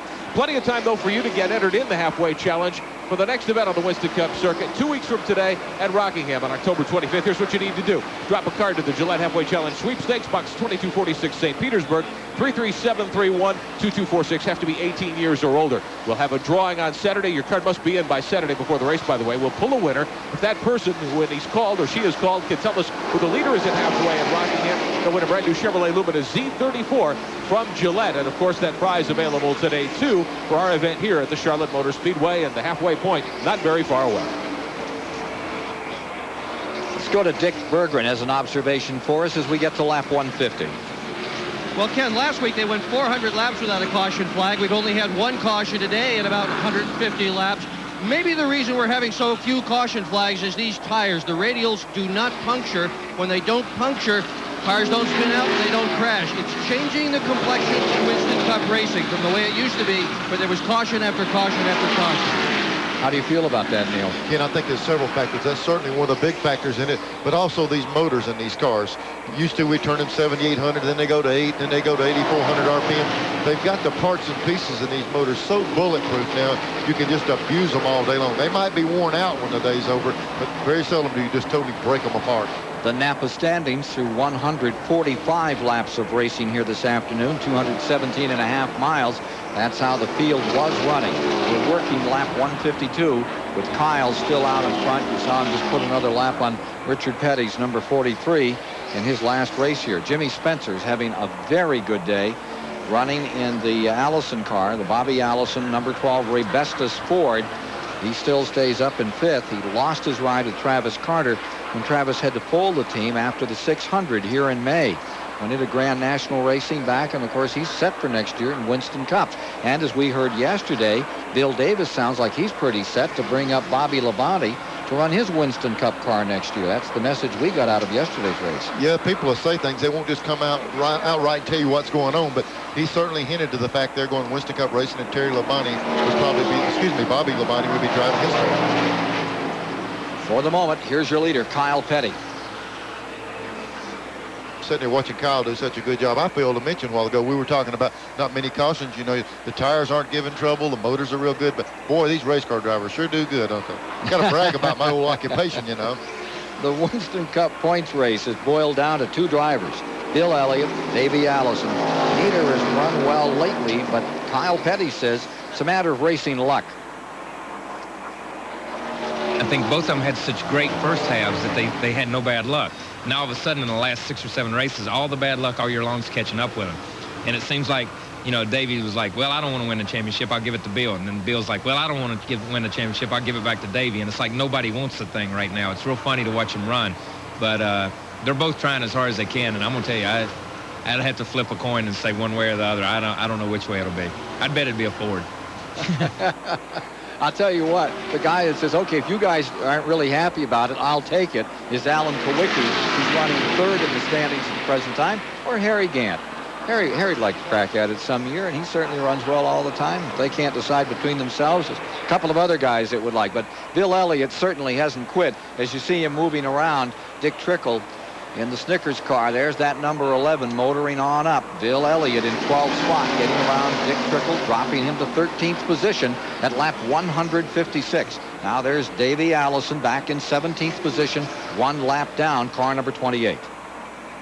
Did you notice, Kyle, when he was telling us that little story there, he said, sure, it's fun to watch those guys run. They're not having a whole lot of fun watching him run because the last few months he's been kicking their tail in that little 42 car. They've had that thing flying. And Kyle, I tell you, if he would have been up there close and not had problems, this last run he's making to the end of the season, he'd been right in the middle of it himself.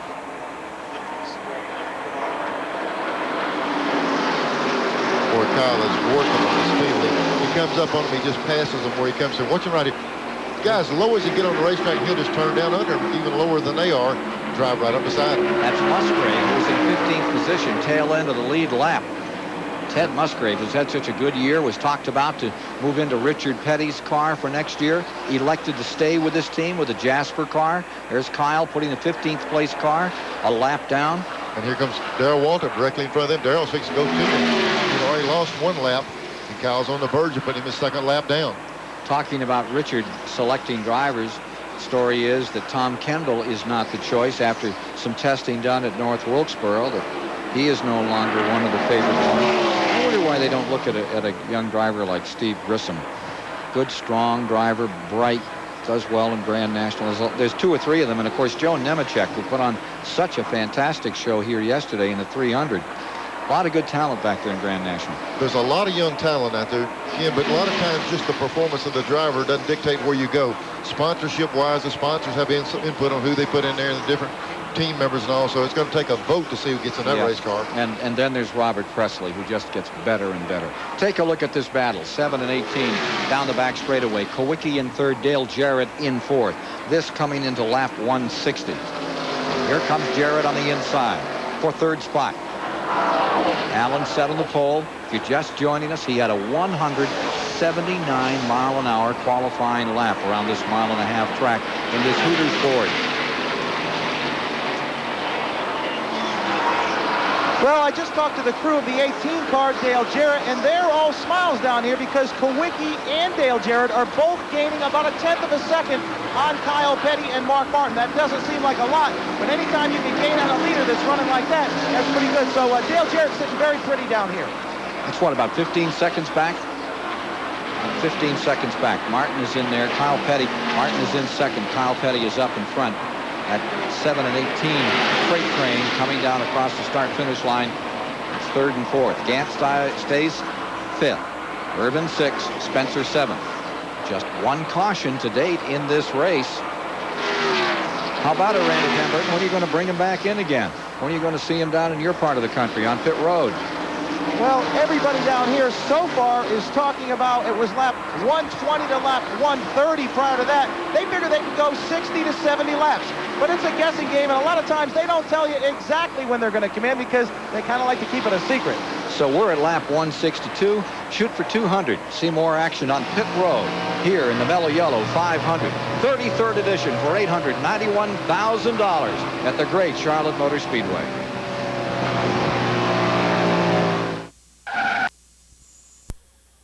In the Mello Yello 500, 167 of 334 laps complete here today, 250 miles down, with Kyle Petty continuing to command this event for Pontiac. In the second position is Mark Martin's Ford.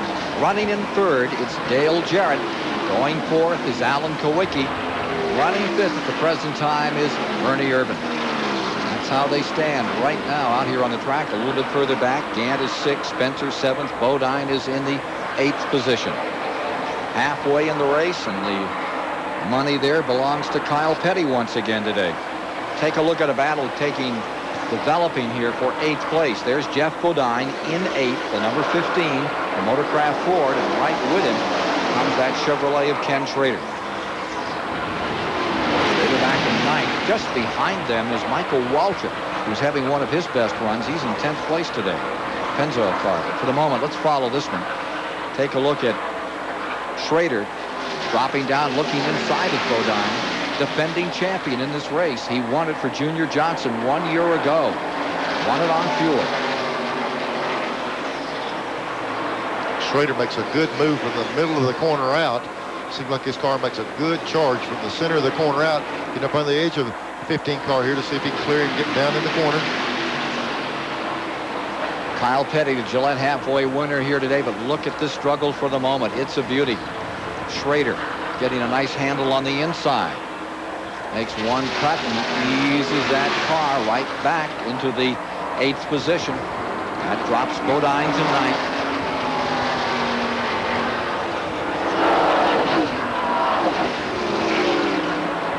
Take a look here. Kyle Petty in the 42.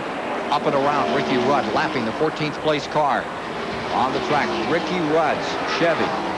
Take a look at the Goodyear Eagle mid-race report after the 167 laps and cross-flag indicator. 11 lead changes among 7 drivers, averaging a record 156.117 miles per hour. Note that the record is 149.863. Only one caution today for 4 laps. Early in the going, debris off the Kellogg car that Dave Marcus was driving. It eliminated him from competition. Jimmy Neens has retired, and Rusty Wallace in the Miller car also fell off the pace here and has gone back to the garage. Boy, Rusty ran real good earlier. The last little bit of this season, he's had some problems. Here's Davey Allison. They have been struggling. I keep thinking that as they pit, they're going to improve the car, but they just can't get it dialed in. When you start chasing something like they are, it's hard to hit on it. And maybe before the day's over, they can get that thing run a little bit better, but he's sure been fading with it. They show him in 18th position at the present time, a lap down. And Davey Allison having his problems. We need to get another pit report from the folks down there as to what is happening with Davey Allison. Did we just see a puff of smoke out of that car? It was hard. It's hard to have his tire smoke or whatever. Even he might be 18th and 1 lap down, but Kyle Petty is reeling him in a hurry. He stands a chance of going 2 laps down in just very few amount of laps. He must be having some kind of problem. The car settled so hard in the corner. They're running so fast through the corner. That little puff of smoke every now and then is tire smoke. It's hard to tell unless you can see it come directly out of the pipe. There's Kyle down in the Kyle Petty lane, just below that white line, just flying. Well, starting next year here on TBS for the next 5 years, we'll be going to Pocono, Pennsylvania. That great 2.5-mile track up in the Northeast complex, and it's just as fine a track as I can think of. Saw a lot of great races over there. You drove a lot of great races there, Neil. And Joe Mattioli, guy that's keeping that track, he and his dad afloat and running so very well, is standing by with Rick Benjamin. Welcome aboard. Nice to have you with us. Well, thank you very much, Ken. We're glad to be here, and we're really looking forward to a 5-year period of growth with TBS. TBS has just been a super network, and we're excited to be a part of it. We're really looking forward to coming to see one of the most unique racetracks on the circuit. Well, it is a unique track. It's some people call it the biggest short track in the country, and being 100 foot wide, we get them 8 wide coming down to shoot, and it makes the drivers crazy, but lead changes are second to none. Different banking all the way around, all 3 corners. That's right, and it's really creates a situation where the driver can have a very definite outcome on the effect. Horsepower isn't necessarily the key issue. It's driver, and if you want it bad enough, you can get it. Now, you've been making a lot of improvements there over the years. What's next? I'll tell you, it's very exciting. I think one of the first improvements we're very excited about is the association with TBS. You folks have been an innovator, and I think in terms of our growth in the next 10 years, TBS is going to be a big part. But I think you're going to see Pocono become quite a different place. We've got major construction programs underway, and within the next 4 or 5 years, possibly even this summer, it's going to be a whole different racetrack. Looking forward to it. Thank you, Joe Mattioli. Thank you so much. And that's great to see that. That racetrack up there has had a lot of growth in the past few years. It's always been good for the fans, good close racing, and now they're really fixing the racetrack up. The facility is great. They got some stuff working for the drivers and the pit crews. They got all kind of lounges fixed for them in the infield, and it's getting where everybody. Pocono's our resort area, and now that racetrack's getting to be a good facility to have good racing and resort. Well, the Mattiolis have put a lot of effort into that track. Dr. Joe and his wife Rose for years have stuck with that through some very hard times, but it has grown, and it's the only one that's sort of like a road course because every corner is different. No matter what you set up for that racetrack, you're wrong. It's such a compromising suspension. You really have to make a conscious decision about what you want to run for springs, how you're going to tune a car for that racetrack, much more than many others. Tough little racetrack to get around, but when you get it working right, it's a lot of fun. Let's go down to Dick Berggren with Robert Yates and see if we can find out what's happening with Davey Allison's car. Robert, what's wrong with the car? I wish I knew. I tell you, it's not like a car just missed a chassis setup. It's incredibly loose. He said you can't touch the gas. So, you know, the ratchet seems to be working here. Obviously, something like a shock is broken or, you know, something that's more than just missing the chassis setup. The car ran good yesterday afternoon. Did a couple minor things to it this morning. Should not have affected the car like that. Maybe we'll get a caution and get to work on it. Well, this is a character builder today, for sure. There you see Bill Elliott's car sweeping around the outside around the 28. But here's the story. Elliott is only, what, about 2 seconds? About 2 seconds away from being lapped himself. Bill Elliott in the number 11 car, which is running in 11th position as Kyle Petty continues to bulldoze this field. Mark Martin in second, Jarrett third, Kowicki fourth, Ernie Irvin in fifth, Harry Gant in sixth, Schrader in seventh. Got a motor expiring coming down the main straightaway. Rick Mast? Rick Mast lost a motor. We're sitting there watching here. Look here, here's Kyle Petty. These guys, this is 2 positions right here. He's fixing to put both of these cars a lap down, and directly out in front of him is Davey Allison. He's fixing to put 3 good race cars a lap down here in just the next lap or so. No caution thrown but a big plume of smoke, and it looks like the end of the day for Rick Mast out of Rockbridge Baths, Virginia, who qualified 23rd for this race. Had been hoping for a better finish. He was running 35th when that one unhinged. Best finish this year was 4th back in the Daytona 500. Ken, this might be a good way for both of these guys not to go a lap down. This is about the only thing that's kept Kyle Petty from lapping people. If they stay side by side, they might have a shot of keeping Kyle back there, but these two cars are trying their best to race and not go a lap down. They're racing each other, and Kyle can't get around them. I say Rick's best finish, his best finish, period, 1991, 4th down there in the 500 in February. We're fixing to see how good Kyle Petty's car is. Now, he was behind these two. Watch this right here. He'll just drive around the 8 car. Then he'll get up there and jump on that 94 car. He's so strong. He's put some real good race cars a lap down there. And there's Davey Allison right up there in the front, right on the right underside of Terry Labonte. Dick Trickle going to lap down.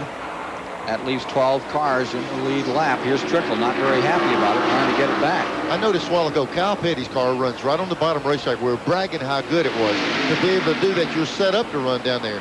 Every time they've made him get outside a little bit, it hurts him some. He can't seem to get in the throttle off the corner like he normally needs to.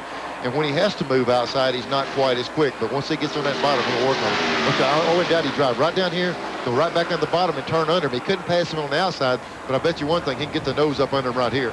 Here he comes. They took his part of the racetrack. He had to lift a little bit. There was Davey coming in the pits, and he had to lift, and he lost that position he had on the inside of Trickle. We're expecting green flag pit stops. Only one caution to date. They're averaging 156 miles an hour, anticipating pit stops in the next 5-10 laps. They ought to start coming in. Here's Allison in, under the tail end of that lead lap, going a lap down. Not a happy camper with this one. No, they'd love to have that caution flag so they can work with that spring rubbers and stuff and try to better that car. Right now, we see him up there putting some bites. See the guy way on the rear of the car, turning that wrench around. He's spinning it around. He's going down. He's trying to tighten the car up a little bit. They've definitely got a problem. I saw a guy come with the last gas can. I'm not sure they got the last can of gas in that car. Couple of laps down now, Davey Allison. 185 laps. In the books, 277.5 miles. 149 laps to go. What a pace. Second week in a row we've been up to this pace. Yeah, and on that pit stop, you can't get but so many people over the wall. They left one guy over putting that wrench in. Here comes Kyle Petty, the leader, turning in pit road. 185. Kyle comes on pit road. With him comes Dick Trickle. Dick Berggren is on pit road, awaiting Kyle Petty. This will move Mark Martin into the first position when he crosses the track. Down pit road at 55 miles an hour. Moves the Felix Savetta's Pontiac. Here's Dick Berggren. This could be a very good pit stop, Ken Squire. This team is among the very best on pit road. They not only practice, they look at the tapes of the practice. They're all on a nutrition program, and they're all lifting weights to try to do better than anybody else. And right now they've got a good pit stop going. The rights are off, left's on, tires are flying through the air. Kyle Petty has done several under 20 seconds. This will not be one of those. 21:51 for Kyle Petty. They did not adjust the car. Dick, it's hard to adjust one when it's running like that thing. They got it just like Kyle wants it, and all he wants to do is get new tires every time he comes in and just keep wearing them out the way he's doing it. The one thing you don't want to do is over massage right here. Here's Ricky Rudd on pit road. Woo. Just got a lot of brake smoke. That smoke you see right there, when you come down pit road, you just really smoke these things up. They got a real hard brake pad on them. And a lot of smoke when he snatched that tire off there. Running 13th. You talk about something hot. Those tire changers reach in there and grab those rims on those tires, and they have to wear certain gloves or it just sticks their hands to the wheels. There's a 6 car. He stayed out, leading the race. There's 18 coming down pit road. A lot of pit action right now. Randy Pemberton waiting for the car number 18 on pit road. Well, gentlemen, it's going to be a 4-tire stop all the way. Rick Witzel on the right front. He is the engine builder for these automobiles, but he's also a fabulous pit stop guy on the right fronts and left front tires. Jack is around to the left-hand side of the car. Going up, it's pretty smooth pit stop. Oh, they dropped the left front tire. It is down, have a little trouble on the left front. A little bit of confusion down here on this pit stop. See if they can recover. They do. He's down and away. Oh, no, he's stalling on pit road. He lost the clutch, fellas. He's lost the clutch. The crew's pushing it. He's back in gear. It jumped out of gear or something. Like you say, couldn't get the car going. Boy, it zinged the motor. The motor revs up when it does that. Hopefully it didn't hurt it. Jimmy Spencer pits number 12. Schrader's been in, comes back out again. Mark Martin coming in. He has been leading. the 15 car of Bodine. He's just pitted. Mark Martin inherited the lead. He's now easing the Valvoline car down onto pit road and almost got tagged by Hut Strickland out there in that number 97, which is a Junior Johnson Ford. Well, I tell you, just as he turned in, the other car was coming out, and he almost hit him. There's Mark throwing his hands up. There's something going on he's not aware of. He was aware of Hut Strickland, and that's what he was, I think, shaking his Yeah, he hands. can still be upset about it. You see, patting the gas, putting around the bike in the right rear. I'll tell you, fellas, it was not a good pit stop, at least for the first two tires. Somehow Mark Martin backed up the car and ran over the air hose, and they finally got the lefts on and the rights. He's down and away. That was close to a 30-second stop for Mark Martin. We had it as a little over 30, just a trickle over 30 seconds. Here he comes, watching that Ford telemetry, giving us an idea into second, going up to third, picking up some RPMs and some speed as he gets out on the track. He's on the bottom of the first and second turn as you're watching him here. Here he is on the out pattern from turn 2, which gets him into the back straightaway below the white line for some time. Let's take a look at the entry into the pits again on car number 6. 55 miles an hour. There's the 97. This could very well be what upset the pit stop. That little bit of mistake right there, a little bit of problem, created an entry problem. They said he got on an air hose. See, they're backing him up. The guy with the left front tire, his air hose got ran over and he couldn't work. One guy takes the lefts off while they're doing the rights. The car is actually sitting there with no lug nuts on the left side, and that's what happened. Harry Gant at number 33 for the moment has the lead.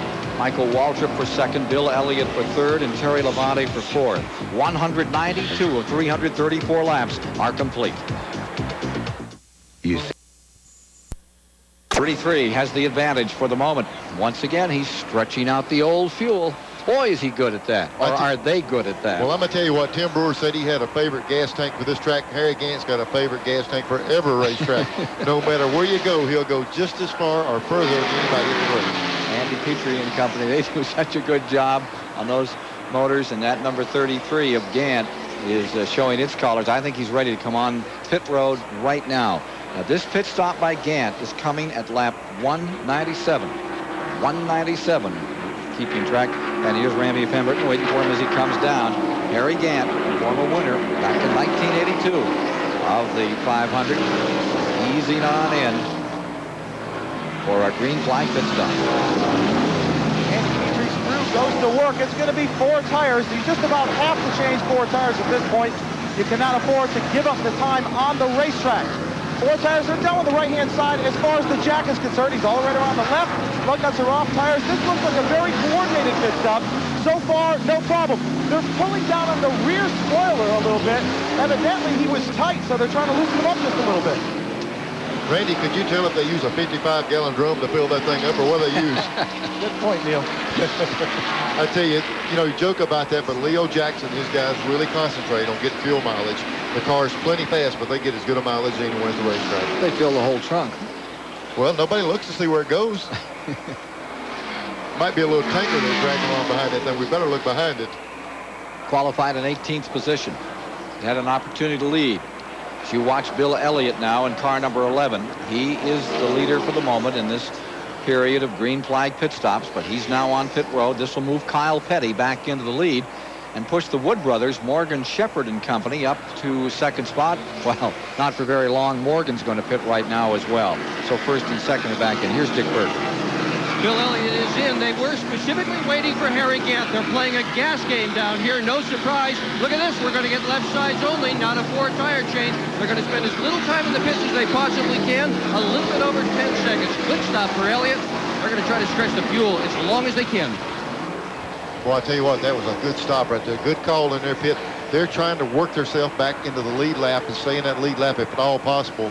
And just one can't. They put the gas in that thing and 2 left sides. They do the left strictly because that's the quickest ones to do. You don't have to run around the other side of the car. Good call. They just have to see if it pays off. 14 lead changes among 10 drivers. Darrell Waltrip is now on pit road. The 17 car, not a good day for him, running in 15th position, a lap down.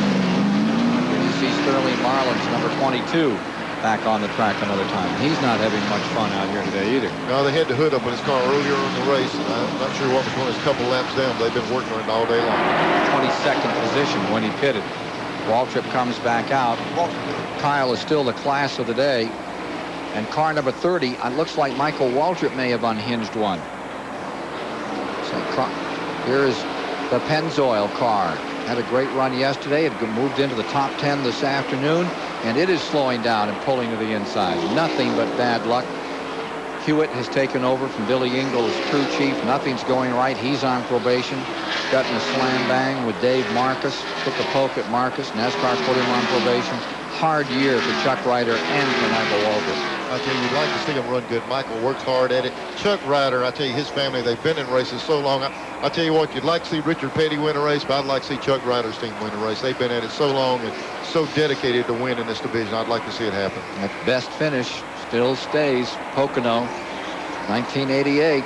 It's not going to happen here at Charlotte today with 203 laps complete. That's his 10th DNF of the season. Kyle Petty in number 42, who is on a roll right now. He's trying to think what his DNF was, 3 or 4 DNFs on that Kyle Petty car, and that happened early in the year. I mentioned earlier, once he got to midway, it's been rock solid. Well, I tell you, after that set of pit stops, Ken, we've got 10 cars in the lead lap. After it was sorted out, Rudd must have made a good move on pit road because he's back in the lead lap. Either that or he hasn't pitted yet. I haven't been able to keep up with him, but there's just 10 cars on the lead lap right now. Going to drop back through the field with you. We're at 205 laps, 307 miles. There's the 15 car. And that remains Jeff Bodine. He is running 1 lap down in the 11th position. As you see the Motorcraft car that's taken 2 in a row since Travis Carter moved on to that team. And let's see who's behind him as they speed down into turn number 3. And it sure looks like Labonte in the 94, who is running in 12th, and he is. That's the way the position they have on the track. Bodine is in 11th, and Terry Labonte's number 94, the Sunoco car, runs right there in 12th for Chevrolet. There's Chad Little in the number 9. Boy, it's hard not to say Bill Elliott when you see 9 in those melling colors, isn't it? Yeah, there he is in 22nd place.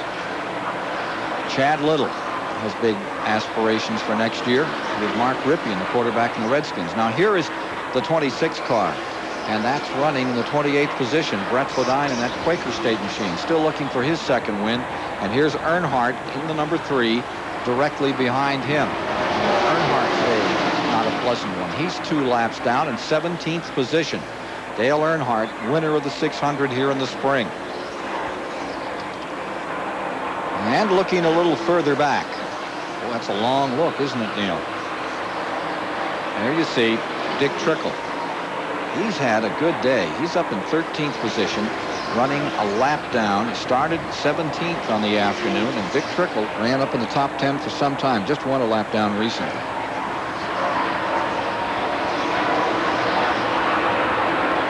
Checking a little further back on the field. We have the 65 car. That's that Jerry O'Neill out of Auburn, New York, Chevrolet car.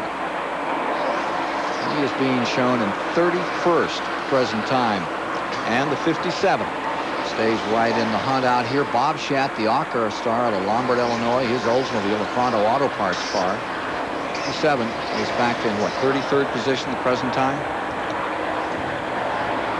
Here you see Mark Martin's number 6, which is up in 2nd spot and is running 10 seconds behind the leader, Kyle Petty. 10 seconds down as you ride in a Valvoline Ford of Mark Martin from the Roush Racing stable. Here's the 83, Lake Speed, no favorite here at Charlotte. Always brings a car out for this event. Lake has that Purex sponsorship for this event, and had himself a very, very good qualifying day. Back in 22nd spot right now. Having completed 206 laps. Now the 71 car is out of the Marcus Racing stable, and he's got his old buddy in it, guy that drives for him so many times, Jim Sauter, from Utica, Wisconsin, back in 29th position, that blue and white machine, 21st. And there you see Darrell Waltrip. This is not what Waltrip wanted out of this race. I had told a lot of folks I thought he was going to have a splendid day.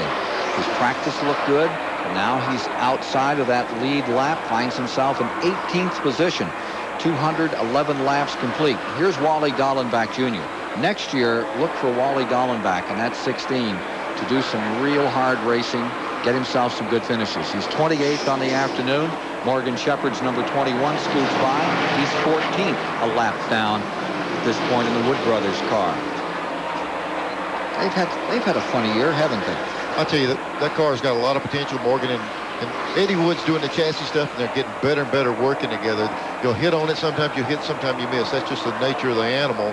You're not going to just dominate every week, and that thing right there, I know Leonard Wood and the guys that work on the motor stuff can get it up front, and they'll get it sorted out. That thing can win a lot of races. 213 laps complete this time by 319 and a half miles as we continue to go back through the field. And there is Musgrave. There is a racer. Came out of the ASA. That Jasper car is so strong, and he is so strong. He was the first person mentioned for Richard Petty, and I guess the deal was offered. And he decided to stay with these folks, then lost his crew chief. I think he may have had second thoughts, but he's put it all aside and just keeps on racing. Going to hear a lot from him in the future. Bobby Hillen doing another good job this afternoon, up in 19th position with car number 31. That's the car from, they say, from Ireland. Not exactly. Martin Terrain is from Ireland, Bahrain. Here is Alan Kowicki in car number 7, who's running third on the field as you get a sense of where they are. Alan, who's set on the pole, still has a good shot at this. There's some racing to be done before this afternoon is over. Race is stabilized for the moment in the Mello Yello 500, as so often it does. You can be sure something more is going to happen. 157-mile-an-hour average for one thing. Stay with us. The toughest competitor today? I'd say, well, it looks like Kyle Petty's Pontiac's the toughest right now. Mark qualified well. Kyle's really got his car handling well. He's right on the bottom white line and through turn 1 and 2. And if you can hold the car down that close through 1 and 2, I think you got a good handling car. Not only is he doing it there, he's doing it also in turn 3 and 4. I think he's got the car to beat. Track conditions a problem at all today? It's awful rough up in turn 3 and 4. We were getting a lot of tire buildup, air pressure, because of the rough conditions and stuff, but I think it'll be okay. All right. We just got a call. You're watching Darren Cope through the front windshield of his automobile. He's kind of struggled today. He's been off the pace. Well, I'll tell you what, he's taking a low line through the corner right now. His camera inside his car is showing it good. Now we're getting ready to come off turn 4. Right there is where all the bumps are. It really upsets the car real bad. Real simple straightaway right here, down by the grass, past the start-finish line. Get up as high as you can against the wall right now. Stay out late, make a late turn. Now we're heading towards the bottom of the white line and hold the left front tire right there. That's the optimum line. He looks like he's got the proper line, but just not the speed. Drifting up high in the back straightaway, coming on down. First thing I'm looking for now, I'm glancing across the racetrack, make sure there's no accidents, nothing happening. Then I'm picking a white line up again, getting way down low. It's real rough up high right now. You want to stay down low. He's too high right now, to my liking. There's the roughness of the racetrack again, and it continues again. The low line is the optimal line today, no doubt about it. All right, thank you so much for being with us, Rusty Wells. Best of luck the rest of this season. Thank you very much. Well, there's Kyle Petty. You talking about the optimal line. He is running it all day long. Rusty hit the nail on the head. Sometimes you run the proper line and you just don't go fast. This car has got running the right line. He's got so much motor in it that he's flying. Darrell Waltrip has retired from the race. Hood is up. Looks like they're trying to get back out here, as has Michael Waltrip. He's back in the race, now running 34th, 9 laps behind. I think the smart was down. They can pull the valve covers off. They've either dropped the cylinder. They're concerned, is it a rock arm or something internally? They're just looking for something not to win the race, but just get it where to finish the race right now. Here's Mark Martin's number 6. They're saying he may be developing an alternator problem. They said he's lost the alternator. If he has, it's not going to affect him right now. Where it's going to hurt him is 40 to 50 to 70 laps from right now. As that thing starts to get weaker and the battery gets weak, he'll start losing power, and he's just not going to be able to run the speeds he was running before. Kyle stays first and Martin stays second, and for the moment he's trimming that lead. Here we are at Olympia. We can see if he's lost very much RPM.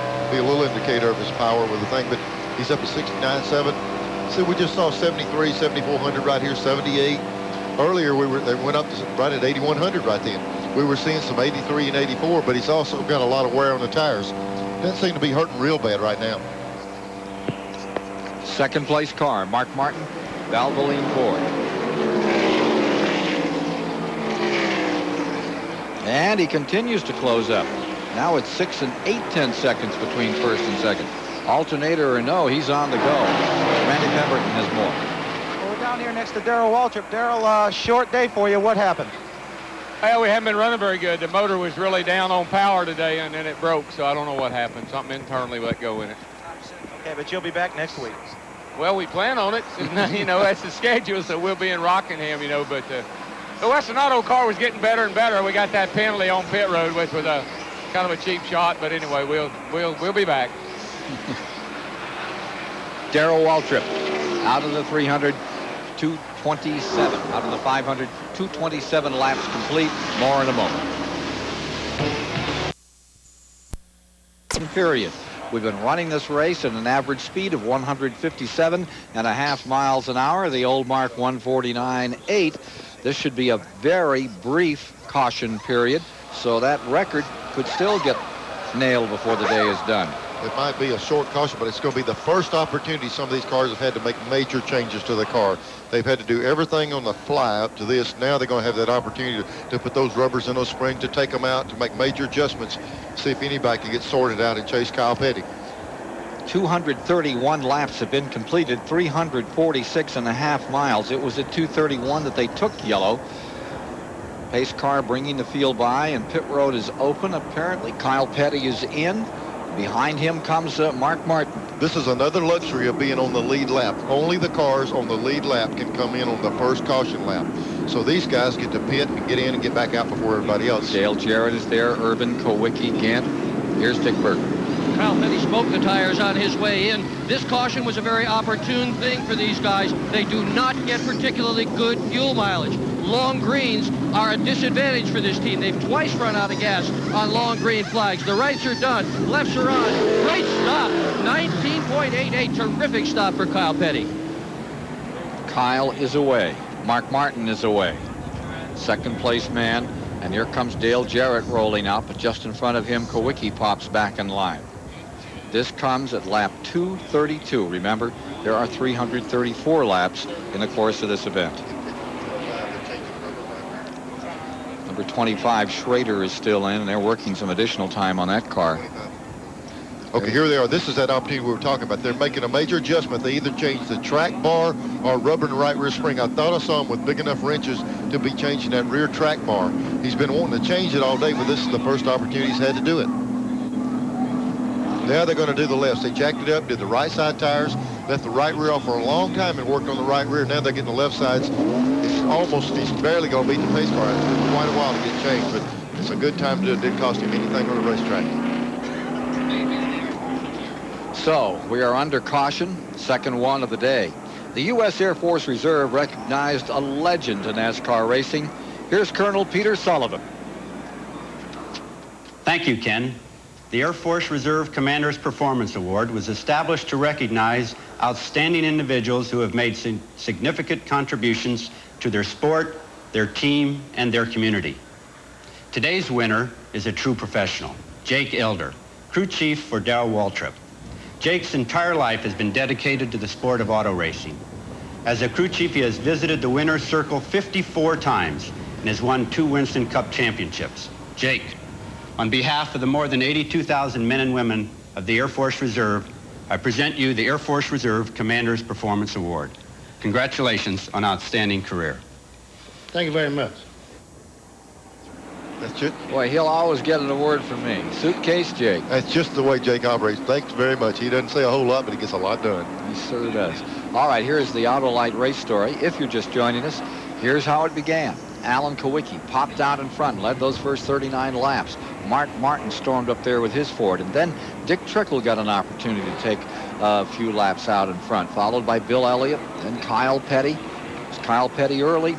Ken Schrader came along, led from lap 72 at 84. Then Kyle Petty back, the dominant factor in this race, as you see here.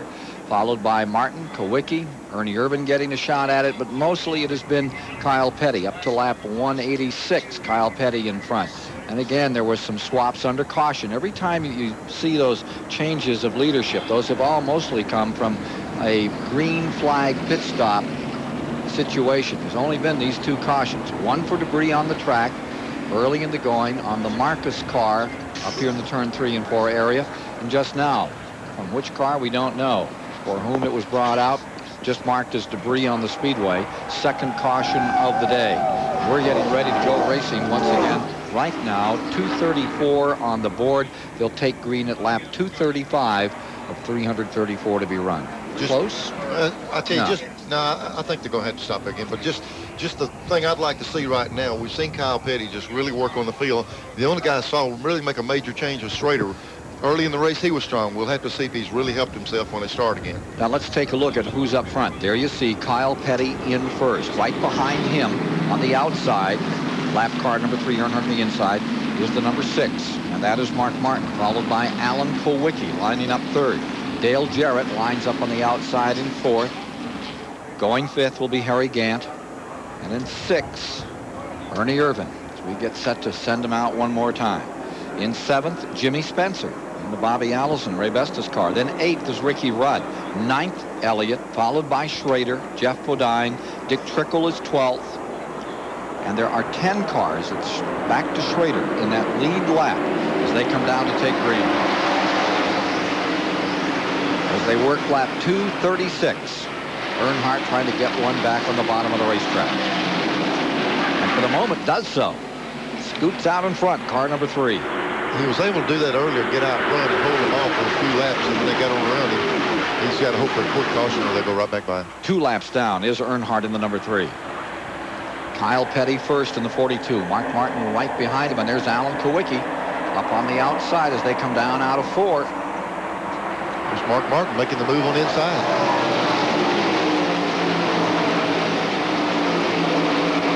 Taking a look at the standings through 234. Mark Martin. Alan Kulwicki also passed Kyle Petty. Kyle's got a problem. He's fading back on the outside. Something seems to have happened to his car. Let's see if we can get a pit report. Here he is in the middle of the 3rd and 4th turn area, and they're taking him inside and outside. Jimmy Hensley down low, and up on the outside, see Jarrett moving around.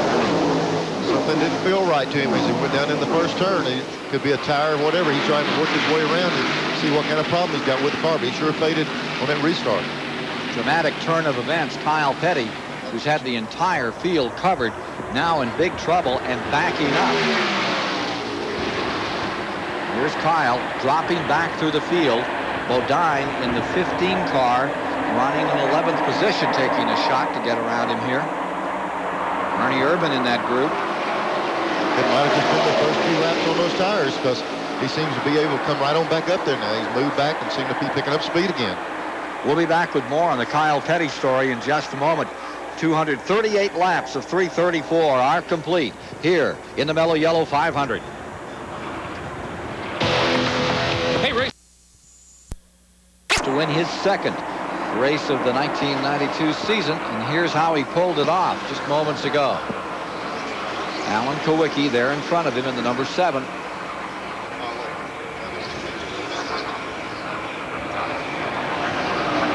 Here's the move. Turn 2. And he was by him on his way. Clean and easy for Mark Martin going back into first place as he has been there on a couple of other occasions. To find out more on the Kyle Petty story, let's go down to Robin Pemberton, who's standing by in Kyle's pits. Your car. Well, what's happening with your car, Robin? Well, we got on the outside where we didn't want to be on the restart. We lost 2-3 spots. He's just trying to take care of it right now and get his rhythm back. You know, it's not good for us to run up like that. There's nothing really wrong with the car. Right now we're running about the same, maybe half a 10 off of what Mark is. Well, there's the story on that Kyle Petty car, which finds itself in 4th. Martin first, Kulwicki 2nd, Jarrett 3rd. Kyle trailing by 3 2/10 of a second to Mark Martin, the overall leader. Leading Kyle around this racetrack right now is Jarrett in the 18 car. By about 3 car lengths, the interval between those two competitors. There you see the 18, and just behind him rolls out Kyle Petty. I'll tell you something that might have happened also, Ken, is the sun's back out real bright. Might have changed the track a little bit. We talked about how temperamental this racetrack is. Kyle's been right on top of it, and now it's just getting a little bit away from him. Maybe things are changing a little bit, hurting him just a little bit. To the average folk, Asphalt is asphalt. What kind of a change do you get out here? What happens to your car? You get into temperature problems, Ken. When that sun pops out, that sun gets to pulling a little bit of that moisture out of the racetrack, and it makes it a little bit slippery or whatever. And then when it gets cool like that, it just really makes the track so tight you can't go. We've mentioned earlier, here's a 6 car out front. We've mentioned earlier something about the alternator. Let's go down to Ramsey Pemberton, the pits, and see if we can find out about that 6 car now. Well, Neil, he certainly is flying out there, but believe it or not, I just talked to crew chief Steve Neal, and he said the battery will go dead in that car. They broke a wire on the alternator, so they're just going to wait till they lose some power and then come in, and hopefully maybe it'll be during a caution so they can change the battery. They have quick hookups to these batteries in Winston Cup cars. They can change it in a matter of seconds. Now, on the Kenny Schrader car, we talked about that track bar that they changed. They definitely changed the track bar, and Kenny Schrader said the car was just a little bit tight. They changed it. We'll have to keep an eye on Schrader and see if that helps him go to the front. I'll tell you what, when Steve Mills says that battery will go dead, he knows exactly what he's talking about. The 6 car is leading the race, and let me tell you what, when you want to go fast, you turn the alternator off. The alternator's disconnected, the wire's broken, he's going to get a little bit more speed, but he's going to run out of juice in the battery, so they're going to have to make some kind of adjustment. They talk about changing a battery. They'll have to do something before this race is over. Kowicki is down 15, 20 car lengths to the number 7 car, to the number 6 car. Martin leading, Kowicki in second.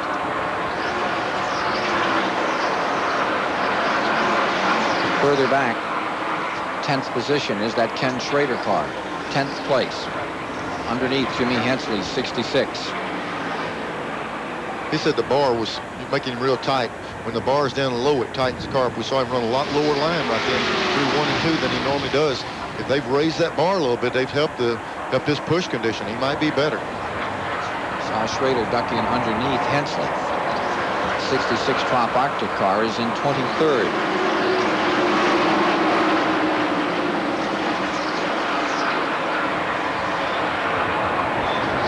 It remains Martin, Kowicki, Jarrett up in front. Kyle Petty stabilized in 4th. Ernie Irvin, Ricky Rudd, then Jimmy Spencer in 7th. Gant in 8th. Bill Elliott is 9th. And Schrader rounding out the top 10. Terry Labonte just back in 11th position. Here is Alan Kowicki's Ford. Maintains that 2nd spot.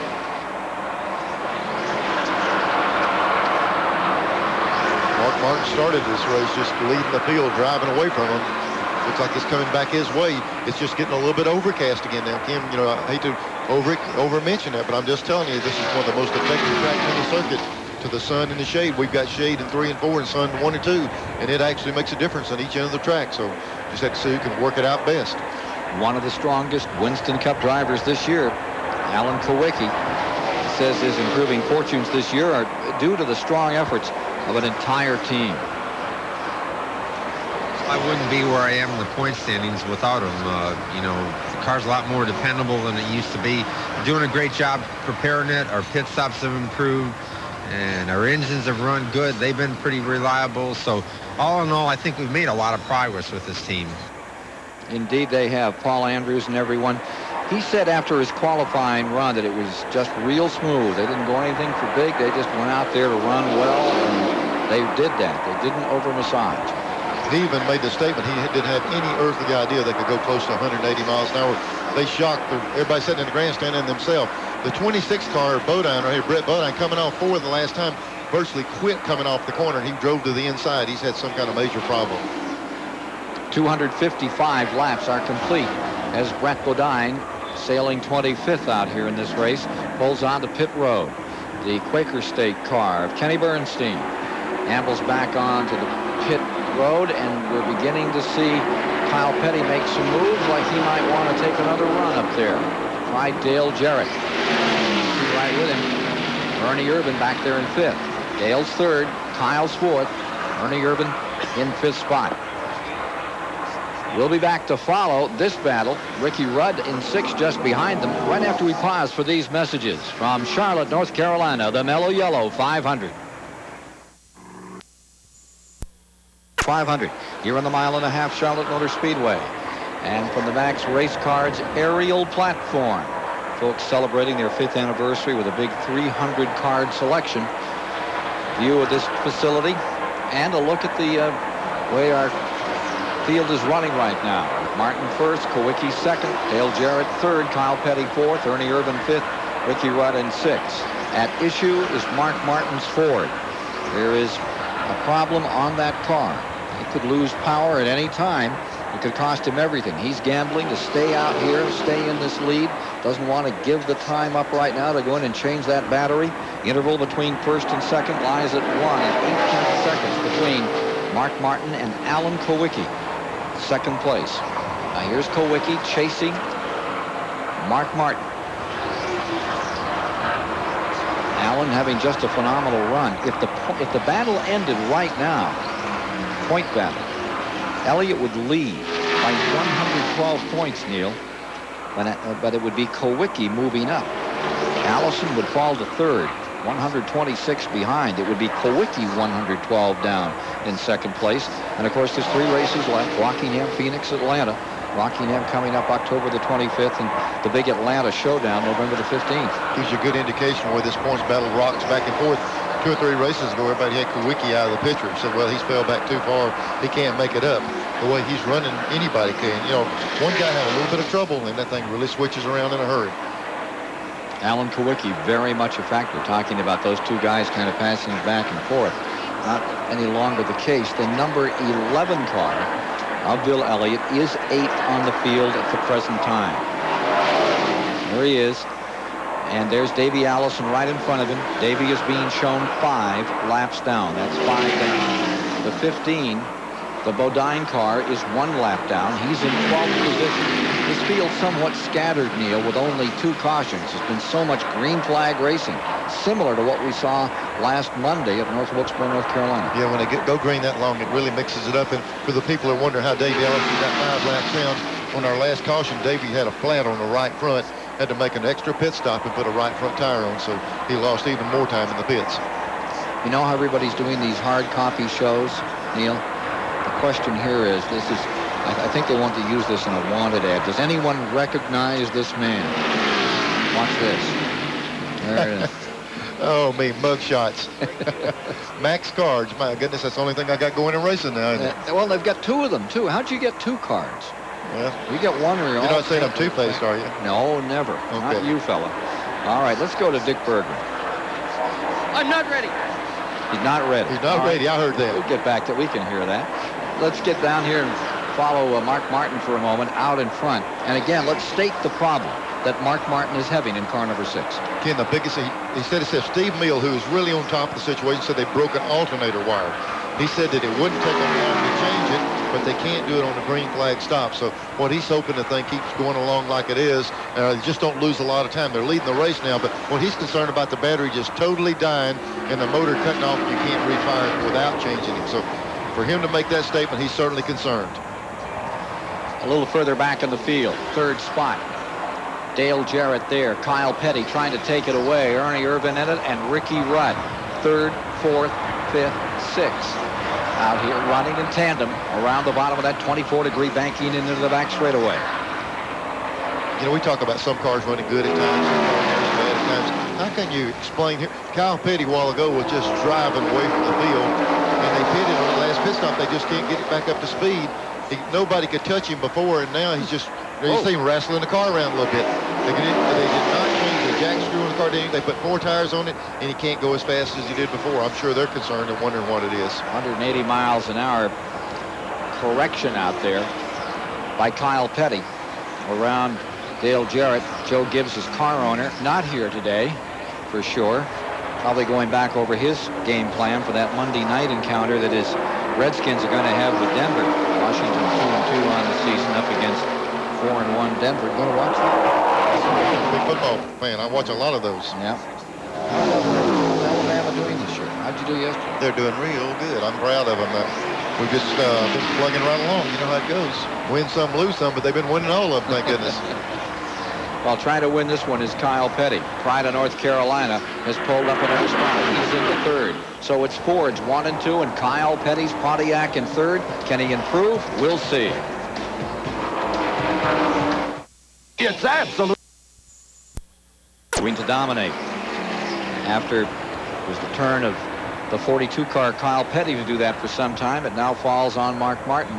And here you see the 12 car, Jimmy Spencer in Bobby Allison's machine, the Berwick, Pennsylvania, former national modified stock car champion. Jimmy Spencer is whaling this number 12. It's tough days for Bobby Allison, three-time winner of this 500. But Jimmy Spencer's doing a whale of a job in that car. They're out of a sponsor for next year. They're really digging. Now, that's one thing about Bobby Allison that he's always done well. You think when things get rough, he just gets tougher. Ken, this is just what Bobby Allison's race team needs. Jimmy Spencer is going to another race car next year. What Bobby Allison was wanting to do was run this car and show people that they've got a race team that's capable of run up front so they can hook up some sponsorship for that car next year so they can run continue to run on the Winston Cup circuit. And this is just what they need, a good shot in the arm. He put another Alabama lad, Jeff Purvis, in the car. That didn't seem to work out. Now he's gone with Mr. Excitement, and Spencer is creating some for Bobby this afternoon. Your reaction to all of that? Well, I'm glad to see the car run good because what you got to do is sell your product. And they just want the car to run up front to show people they've got a team capable of running up there. Ray Bestis we see on this car is moving over to another team. Hut Strickland's leaving. So what they're looking for is a driver and a sponsor because Spencer's tied up for next year. So a good finish today will go a long way for this race team. And a good battle beginning to develop between Ernie Irvin in fourth and Jimmy Spencer. We'll watch that one. And as we do, let's also get another Goodyear Racing update. Standing by is Rick Benjamin. Again, just as Jimmy Spencer is having a great run here this afternoon, a gentleman by the name of Robbie Faggart has had a terrific week here at the Charlotte Motor Speedway. 2 NASCAR Sportsman races on Wednesday and again yesterday. Faggart's won both of them. Let's show you how he did it here yesterday. Faggart taking the lead off the pole early on in the 89 car, but it took him a couple of laps to get back to the front. He was passed off the green flag.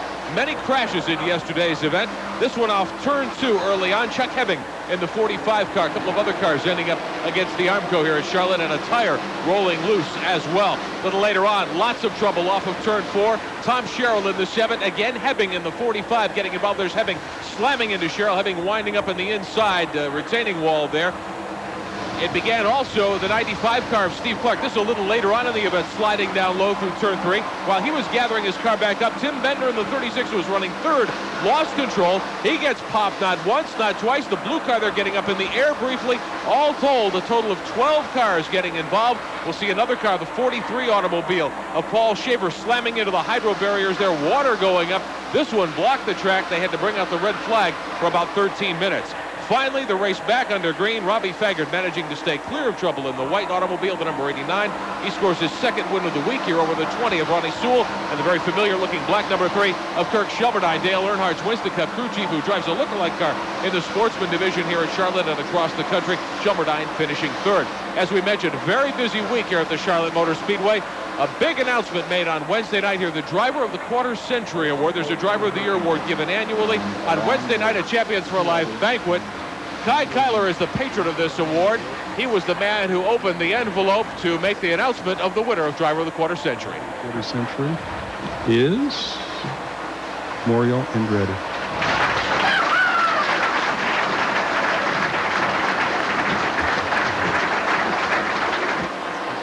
Unbelievable. I don't think that my trophy case I could ever have a trophy that would mean so much. Certainly Mario Andretti and some excellent company, as you saw on the dais. Rick Mears, Richard Petty, A.J. Foyt, Darrell Waltrip, many other superstars of the world of racing were contenders for that title, but it went to Mario Andretti, who's won Indianapolis. He's the Formula One world champion back in 1978. He's been the IndyCar champ many times. Certainly a deserving winner. Our own Ken Squire handed that award, emceed that banquet on Wednesday night, and Ken, certainly a big night for Mario and many other stars of our sport. Yeah, great night with A.J. there. Made it special for me. 421 miles are now complete here. 281 laps are down as you watch Ernie Irvin trying to hold on to third. And again, Jimmy Spencer is on a roar in that Bobby Allison number 12 up in fourth. And speaking of Bobby Allison, we've got Dick Berggren down in the pits with Bobby Allison. Let's see what Bobby thinks about this. Well, he's smiling. How much more is in that car, Bobby? Well, I really believe Jimmy is getting about all that's in there out of that Ray Bestis Ford, and he's doing a nice job. The guys are working hard. Jimmy's trying to figure, what would be the best move to make. I think all the guys are working hard, and I'm real pleased with it. This crew is absolutely electric. They are jumping around here like crazy. They are We've very got happy. a spinner in the main straightaway. Wally Dallenbach looping it out of turn number 4. Caution is out on the track for the 3rd time today. Caution is on the Speedway as Wally Dallenbach got loose coming out of 4. He's just gathered it back up. This at lap 283. Bobby Allison's last win as a car owner, Neil. How about it? What do you think it was? I don't remember. It's been too long for me. Richmond, Virginia, back in 1974. Of course, he was the driver, too. The 94 car coming back to the stripe. Here's Terry Labonte coming on there, and just a lap. He was trying to get a lap back from car number 6 as they came to the line. Mark Martin wasn't able to do it. When you asked me what was the last win Bobby Allison had, I won 42 one year for him. I wanted to think back to those. Bobby Allison, who won 84 races, won 3 times here, former national champion.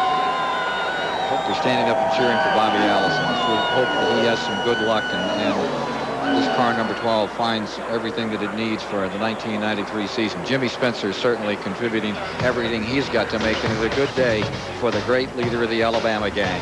Back with more from the Mello Yello 500 in a moment. And look, we got a few extra parts and pieces left out here after all of that. Let's take a look at what brought out this caution. It's the 3rd caution of the day involving Wally Dallenbach Jr. out of Colorado.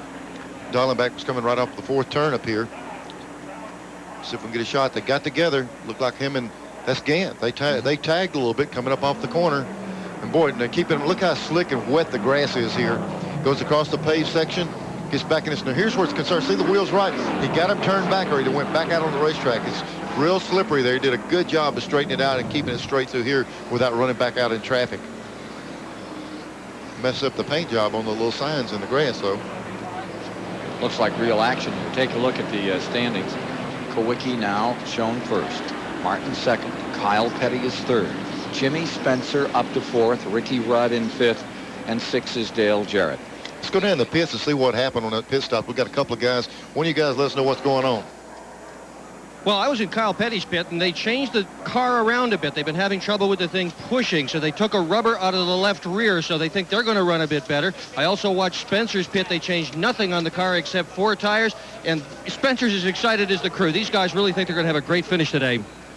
Well, as far as the Alan Kowicki pit, they came in. They did make a couple of adjustments on his car. He seems to be looking pretty good right now in the lead. Mark Martin, they didn't touch the car at all. And as for that battery problem, Mark came over the radio and said, guys, don't worry about it. We can make it. So he says they can make it. Steve said earlier they couldn't, but he looks good right now.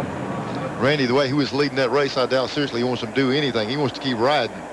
287 complete as they come by this time. 430.5 miles completed. 69.5 to the checkers.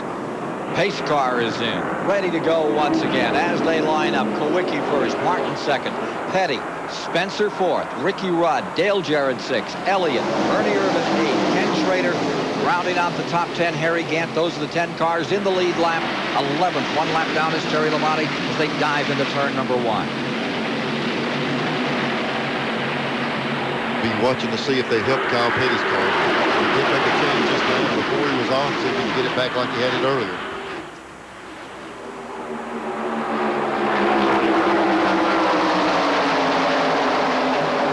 Kyle kind of trapped in some lap cars as they come around. Kowicki breaking away. Gets himself a 5-6 car length advantage. The 94 car, Labonte, and the 8 car of Trickle just in front of Kyle Petty, who hangs on the bottom of the racetrack. 290 this time by.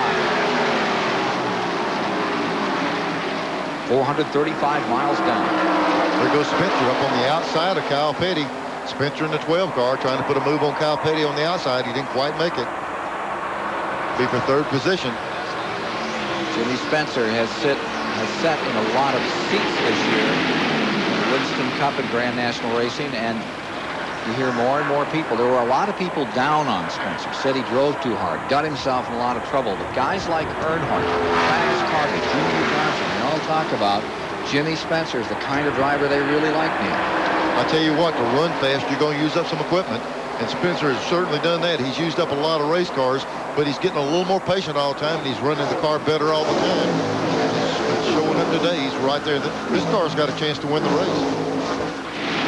There is Jimmy Spencer trying that outside line as he pulls up on Kyle Petty. A good contest going on for third position. Spencer right back there. Rear deck of number 42 of turn 1. Kyle down low, and here comes Spencer, and the Ray Vestas board up on the outside. Kyle finds a hole on the inside. Dick Trickle's number 8 moving over. They're back out of 3 and 4. Down the main straightaway. Here's Kyle, and right beside him, Spencer. What a contest this one is. Spencer was able to drive by him a little bit, but here comes Kyle back on the inside. Spencer cleared him. This hard thing to do is you can drive and he should be able to go in deeper on the outside. You can pass and get in, but can you get back in the throttle? Watch how high Spencer is. Now he's having to wait. He's back in the throttle to see Kyle's already coming. And remember that the number 5, the Tide car of Ricky Rudd, is a player in this threesome. Spencer cleared him now. Now Spencer can use the low part of the racetrack to his advantage. Jimmy Spencer in number 12 finds himself in 3rd place and on the move. Kyle Petty dropped to 4th. Remember how he was just flying through the field earlier? Now he's under heavy pressure from Ricky Rudd. Jarrett lies 6th. Elliott is 7th. Urban is 8th. Schrader is 9th and in 10th.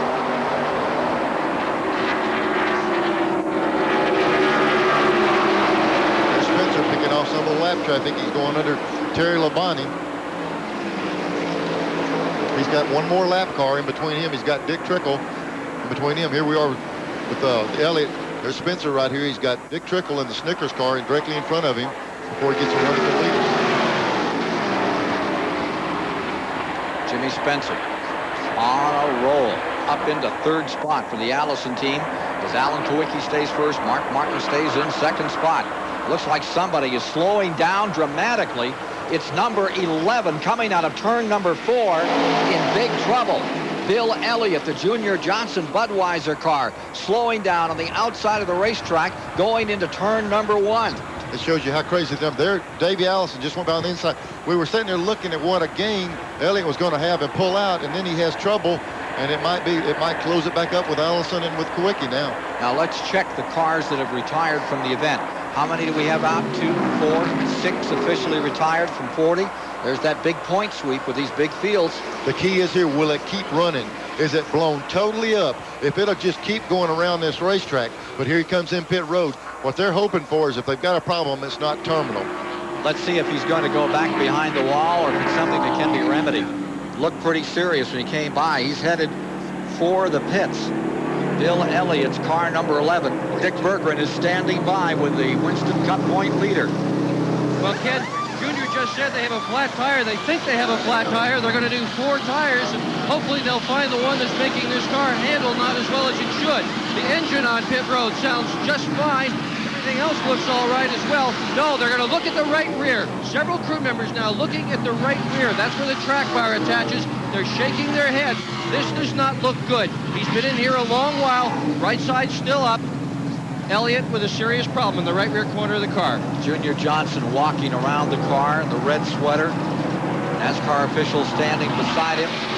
Winston Cup point lead in jeopardy right here. There's Tim Brewer. I wouldn't doubt, I'd go out on a limb and say it might have broke a rear end housing or something, because if it's anything else, they get wrenches and fix it. That big puff of smoke might possibly be grease coming out of the rear end.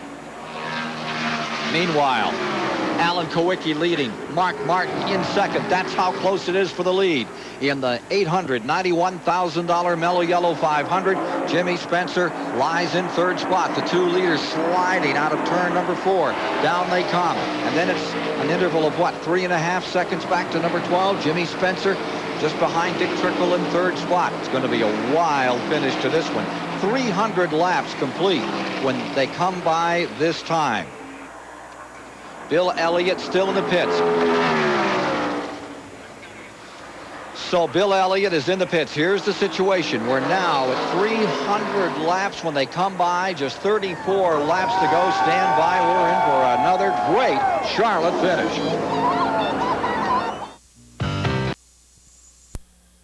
20th lead change, the most in this event since 1988, and Mark Martin now has himself first place. Alan Kowicki trying to win from the pole and collect that Unical bonus of $91,000 is second. Jimmy Spencer is third, about 3 seconds back.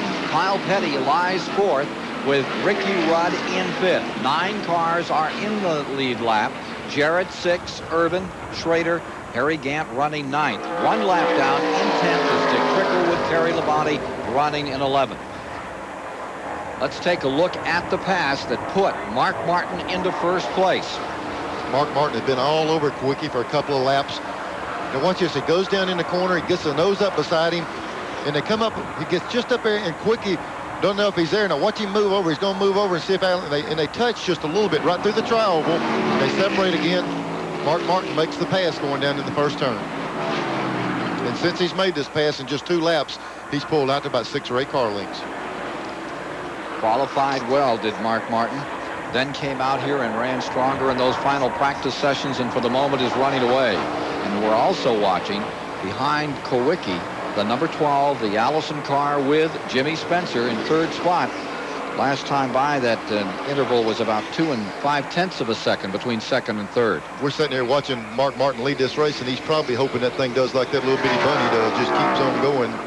The battery in that thing better keep clicking, or he's going to be in trouble. He hopes it'll make it the rest of the way, and he told him he didn't want to change it. He knows how good a race car he's got under. Take a look at this interval with 27 laps to go this time by. There you see Kowicki's number 7. There's Jimmy Spencer, and right after him comes Kyle Petty in 4th. Ricky Rudd follows in 5th position. Spencer, number 12, 3rd. Kyle Petty's 42, 4th. And Rudd in 5th with car number 5. And here comes Kyle mounting an assault. The Pontiac moves back in. Kyle Petty closing ground on the Ford of Jimmy Spencer. Spencer takes a wide line. Spencer has really given a good performance here today, Neil. Sure has. He's running the car hard. He's run down in the corner so hard he slides up, but still Kyle couldn't get up under him. You know what? As this is going on, Ken, the 11 car still, Bill Elliott's still sitting on pit road. Dick Bergman's down there, and he has more on the story what happened to the car. Well, Neil, it's anything but good. Indeed, it is a track bar problem. That's a bar that runs from the left side of the car to the right side of the car and locates the rear end. Without it, the car itself just rolls around on top of the tires. There's a bracket that holds the thing. That bracket broke. They went out and got themselves a welder. They're working on it now. They're going to have to weld the pieces back on and hope they're going to stay. A lot of laps been lost already for Bill Elliott. 6 minutes and 32 seconds on pit road for Elliott. That little blue deal sitting there is a welding machine. They got to repair it. They usually make you take the car behind pit wall to do that much work on it. What's the story? I always thought you couldn't use jack stands out on pit road. They've got them out there, and they're welding the rear end housing up on the car. You see the sparks and the fire falling out there. One of the guys is re-welding that bracket for him. And he's fallen back to 30th position. That's the story on the Winston Cup leader, Bill Elliott, in the Junior Johnson car. The story up in front, Martin first, Kowicki second, Petty third, Spencer fourth. More in a moment. Smart, always the low price, always. And by Autolite Spark Plugs. At Charlotte, North Carolina, 314 laps complete, 471 miles down, 20 laps to go. 29 miles left to be run here today, with Mark Martin out in front, Alan Kowicki in that second position, Kyle Petty third, Rudd is fourth, and Jimmy Spencer has dropped into the 5th position as time runs out on this race. The story on car number 11, Bill Elliott. He is back on the track running in 31st position. Martin out in front.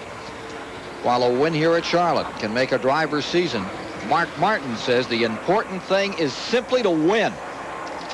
It's great to win a race at Charlotte because this is the hotbed of NASCAR racing. It's great for the fans. It's great for all of us. But it's great to win, period. And it doesn't really matter where they come as long as they come. Tremendous crowd has turned out here today. Look at this battle. Here's Ricky Rudd, the number 5 car. Closing in that Tide Chevrolet, pulling up on number 12. Jimmy Spencer is into 4th for the moment around Ricky Rudd. Rudd's trying to take it back another time, but Spencer seems to be drawing away for the moment. They swapped the lead 2 different times in the last 3 laps. Rudd passed him, Spencer comes back, Rudd passes him. This time, when he passed him, he pulled away a little bit. Randy Pemberton. We're down here with crew chief Steve Neal for Mark Martin. Steve, you're running great, but are you concerned about the battery still? Yeah, not bad. You know, we're about to die over here. We've got a real good set of tires that last stop. It took a while for them to come in. We're in good shape now. Hadn't got a long way to go. But, you know, when you're worried, you're worried. We're worrying a lot right now. We're not sure we're going to make it. Well, he's had the stopwatches going. He's checking the scoreboard. Back to the stopwatches. Believe me, folks, he's nervous. Attendance today, how about 162,000? That's what they say here in North Carolina about the audience that's watching this 33rd annual Mello Yello 500 as Mark Martin continues to lead and Kulwicki in second. The big story of the moment, however, is the car running back in 31st position. There it is, and they say the car, it sounds like it's like the motor is malfunctioning now too on Bill Elliott. They just got through re-welding that track bar, putting all that back together, got him on the racetrack, and they just seem to be able to get up to speed. 8 minutes and 14 seconds. He was on pit road, went 16 laps down. Allison running 23rd. Elliott in 31st. Kulwicki running second. If the race ended right now, Elliott would lead by 44 points over Alan Kulwicki in second, and Allison drops to third at 48. Ken, people would say, why is he doing this? But right now, he's completed 301 laps. Hut Strickland completed 305, and he fell out a few laps ago. Bill runs 4 more laps. He moves up another position. He's got 4 or 5 cars there that have fell out of the race in front of him. If he can just make some laps, he'll pick up a few more positions. Junior Johnson pulled Hut Strickland out of the race. Elliott can pick up a spot. 97's out. Yep, 97's gone. And remember, that Hut Strickland car is the ride, the McDonald's ride for Hut Strickland in 1993, a Junior Johnson car. Interval first to second stands at 1 and 3/10 seconds. Mark Martin in first, Kulwicki in second. Ford has wrapped up the Manufacturers' Championship after looking from outside for so many years. Chevrolet dominating. This year it will be Ford celebrating at the Waldorf Astoria the championship. There's your leader. There's your second place, Alan Kulwicki, as the laps run down. 3:21 now complete. 481.5 miles. 13 laps to go, Neil. I tell you what, unless that battery does start giving him some trouble, he's been able to hold that lead on Kulwicki. Unless Kulwicki's got a little bit left, Mark's going to be hard to handle unless he has a problem or Kulwicki can pick up the pace. Mark Martin came into this race 5th in the Winston Cup points behind Harry Gant. Alan Kulwicki.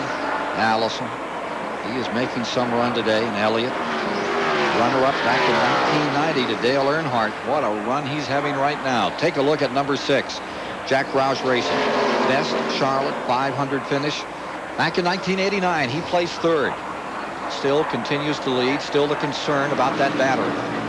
Anxious folks looking on pit road, 160,000 looking on around this 1.5-mile track, and wherever you are in America, we hope you're enjoying this TBS coverage of the Mello Yello 500. We'll be back here Memorial Day next year. That's always a great race. Hope you can be around to enjoy the action here at Charlotte, North Carolina. Coca-Cola 600. And in March, early in March the 7th, over at Richmond, Virginia. Dick Bergman's down in the pits with an update for us. Well, Neil, when Davey Allison flipped at Pocono and Darrell Waltrip flipped at Daytona, both had problems with the roof of their car and their arms went up. Davey's arm was badly damaged. So here's the solution to that problem. No matter what happens to the roof of the car, Bill Simpson has come up with this piece of Kevlar on one side. On the other side, it's coated with aluminum to try to keep the heat out of the driver's compartment. This thing will stay in place, and it'll prevent the driver's arms from flying off. This is the newest piece of safety equipment. How new is it? Doesn't even have a name. Simpson says, call it the roof thing. I'll tell you what, the roof thing will come in handy. When they lose the sheet metal off the roof, the driver's hands are going out above the roll bars, and Davey's car actually came down and crushed his arm. All right, we'll be back with you in just a moment to bring you the finish of this race. The Coca-Cola, or rather the Mello Yello, owned by Coca-Cola, 500.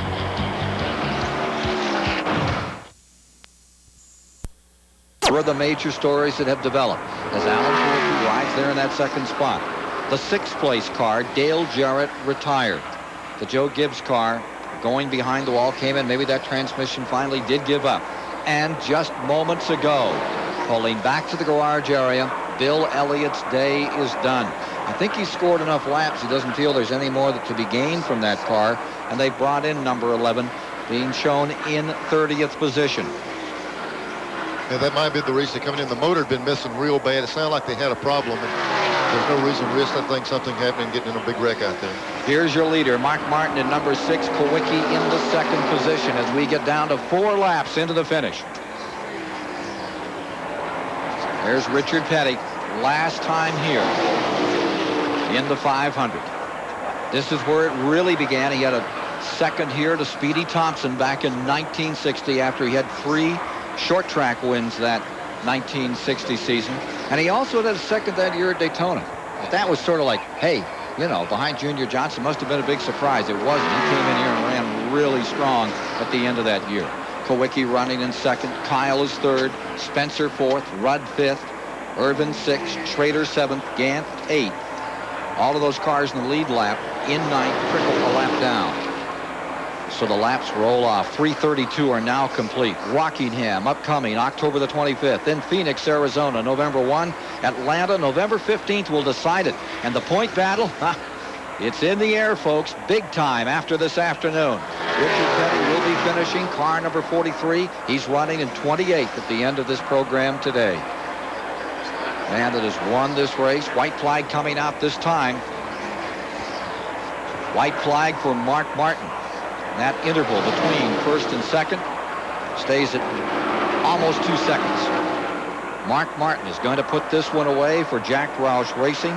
Mark Martin seems to be on his way right now to his 2nd 1992 Winston Cup win. The first one at Martinsville. Only 3 DNFs on that team this year. 3 did not finishes.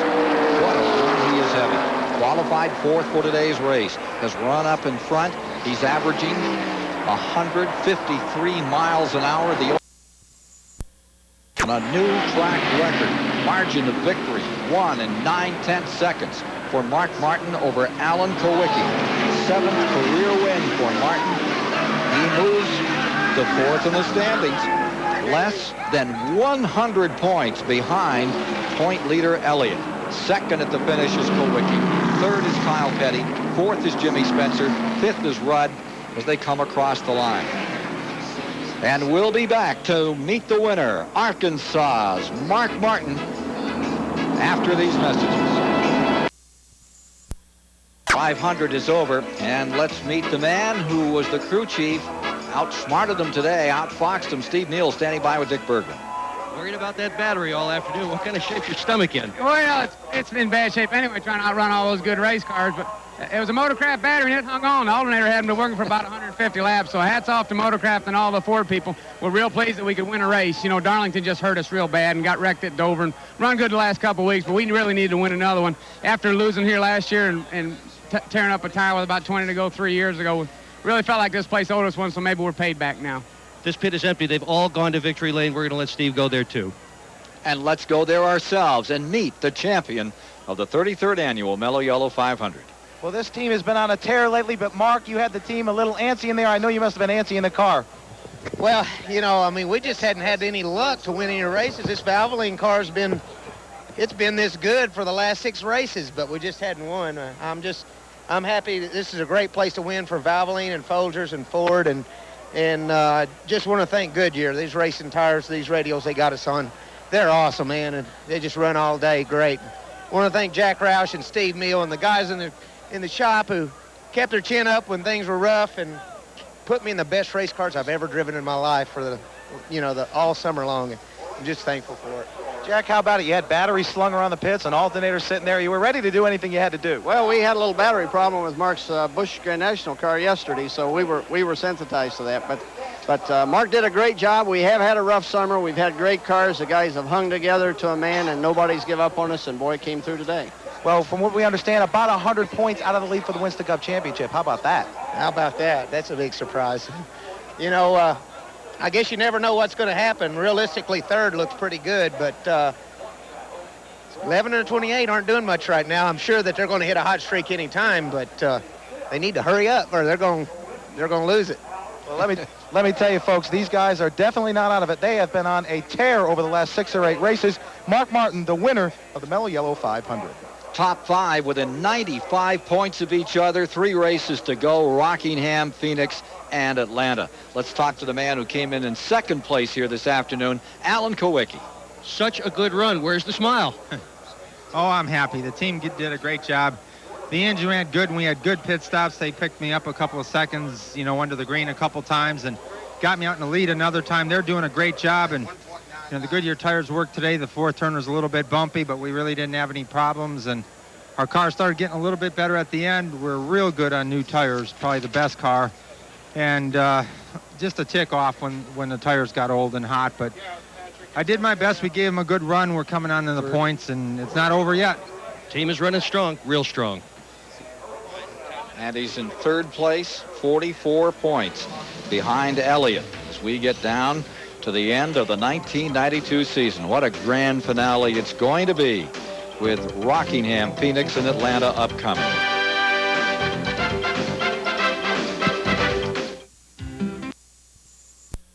Triumphing over Alan Kulwicki by a whisker. A lot of drivers had great runs here today. Let's take you through the True Value Hard Charger standings at the end of the day. As you know, $5,000 in True Value money is up at each of the 29 Winston Cup events all year. The lap leaders score 5 points, and then it's paid off through the top 5.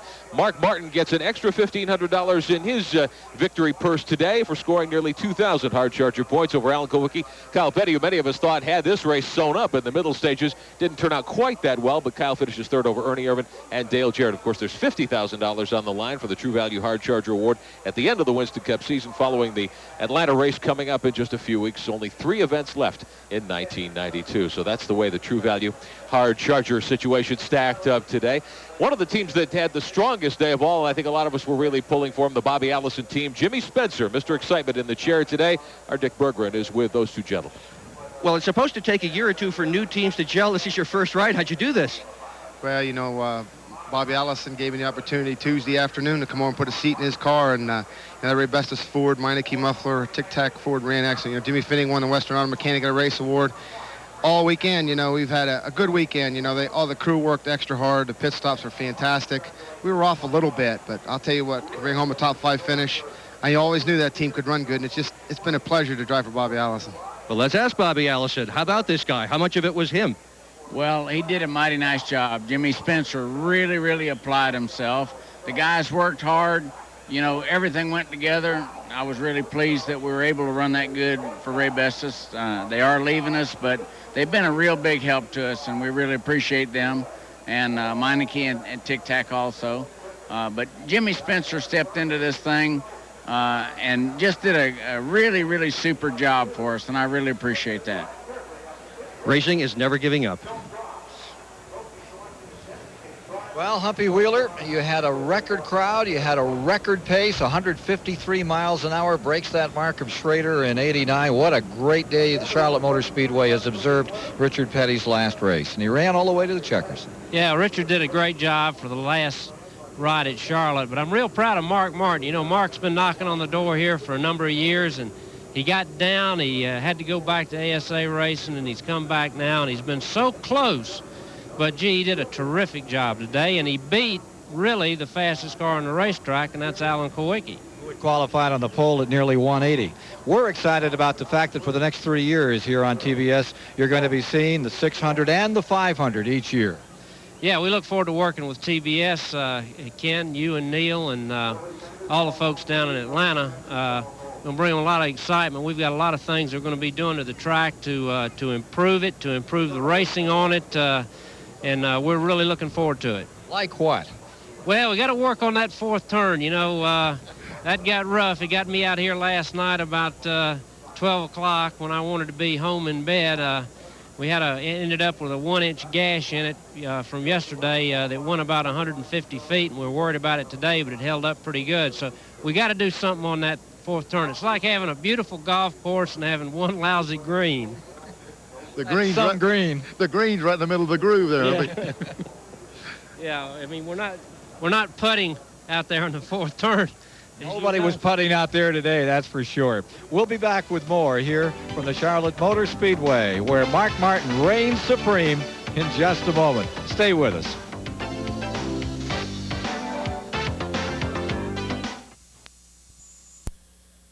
No, I tell you, we run really good at first, come up through there, and then made a good call. Robin made a great call, and we changed 2 tires, and we got up and got in the lead, and then were able to get back and pass them and go back and lead a lot of the race, and went green for so long that we were pretty good. But I guess the same thing happened to us in May. For some reason, when the racetrack got a little cooler, the car got tight at the end, and we kept adjusting, but just couldn't get it loose enough, I guess, to get it up off a corner. So ended up third. Mark and those guys were really fast all day, and so was Kawicki off and on. But, we felt like we run a little bit better than that, but we're pleased with it. What they always say is if you run in the top 5, enough wins will come. Do you believe that? Yeah, I believe it. I've been running in the top 20 and win every now and then. So, hopefully when we're running the top 5, then we'll get a few more wins. What about your dad? Last race here, Charlotte. I know you've been coming here since you were a little boy with your father. What about his last run here today? Well, I think it was kind of special. I think all week long the guys at the Speedway here, the Charlotte Motor Speedway, had done a lot of special things for him with the qualifying night, with the tickets, with those type things. And, today they gave him a nice gift and some stuff. So I think, this has been one of the most special places to run his last race at. Thank you, Kyle.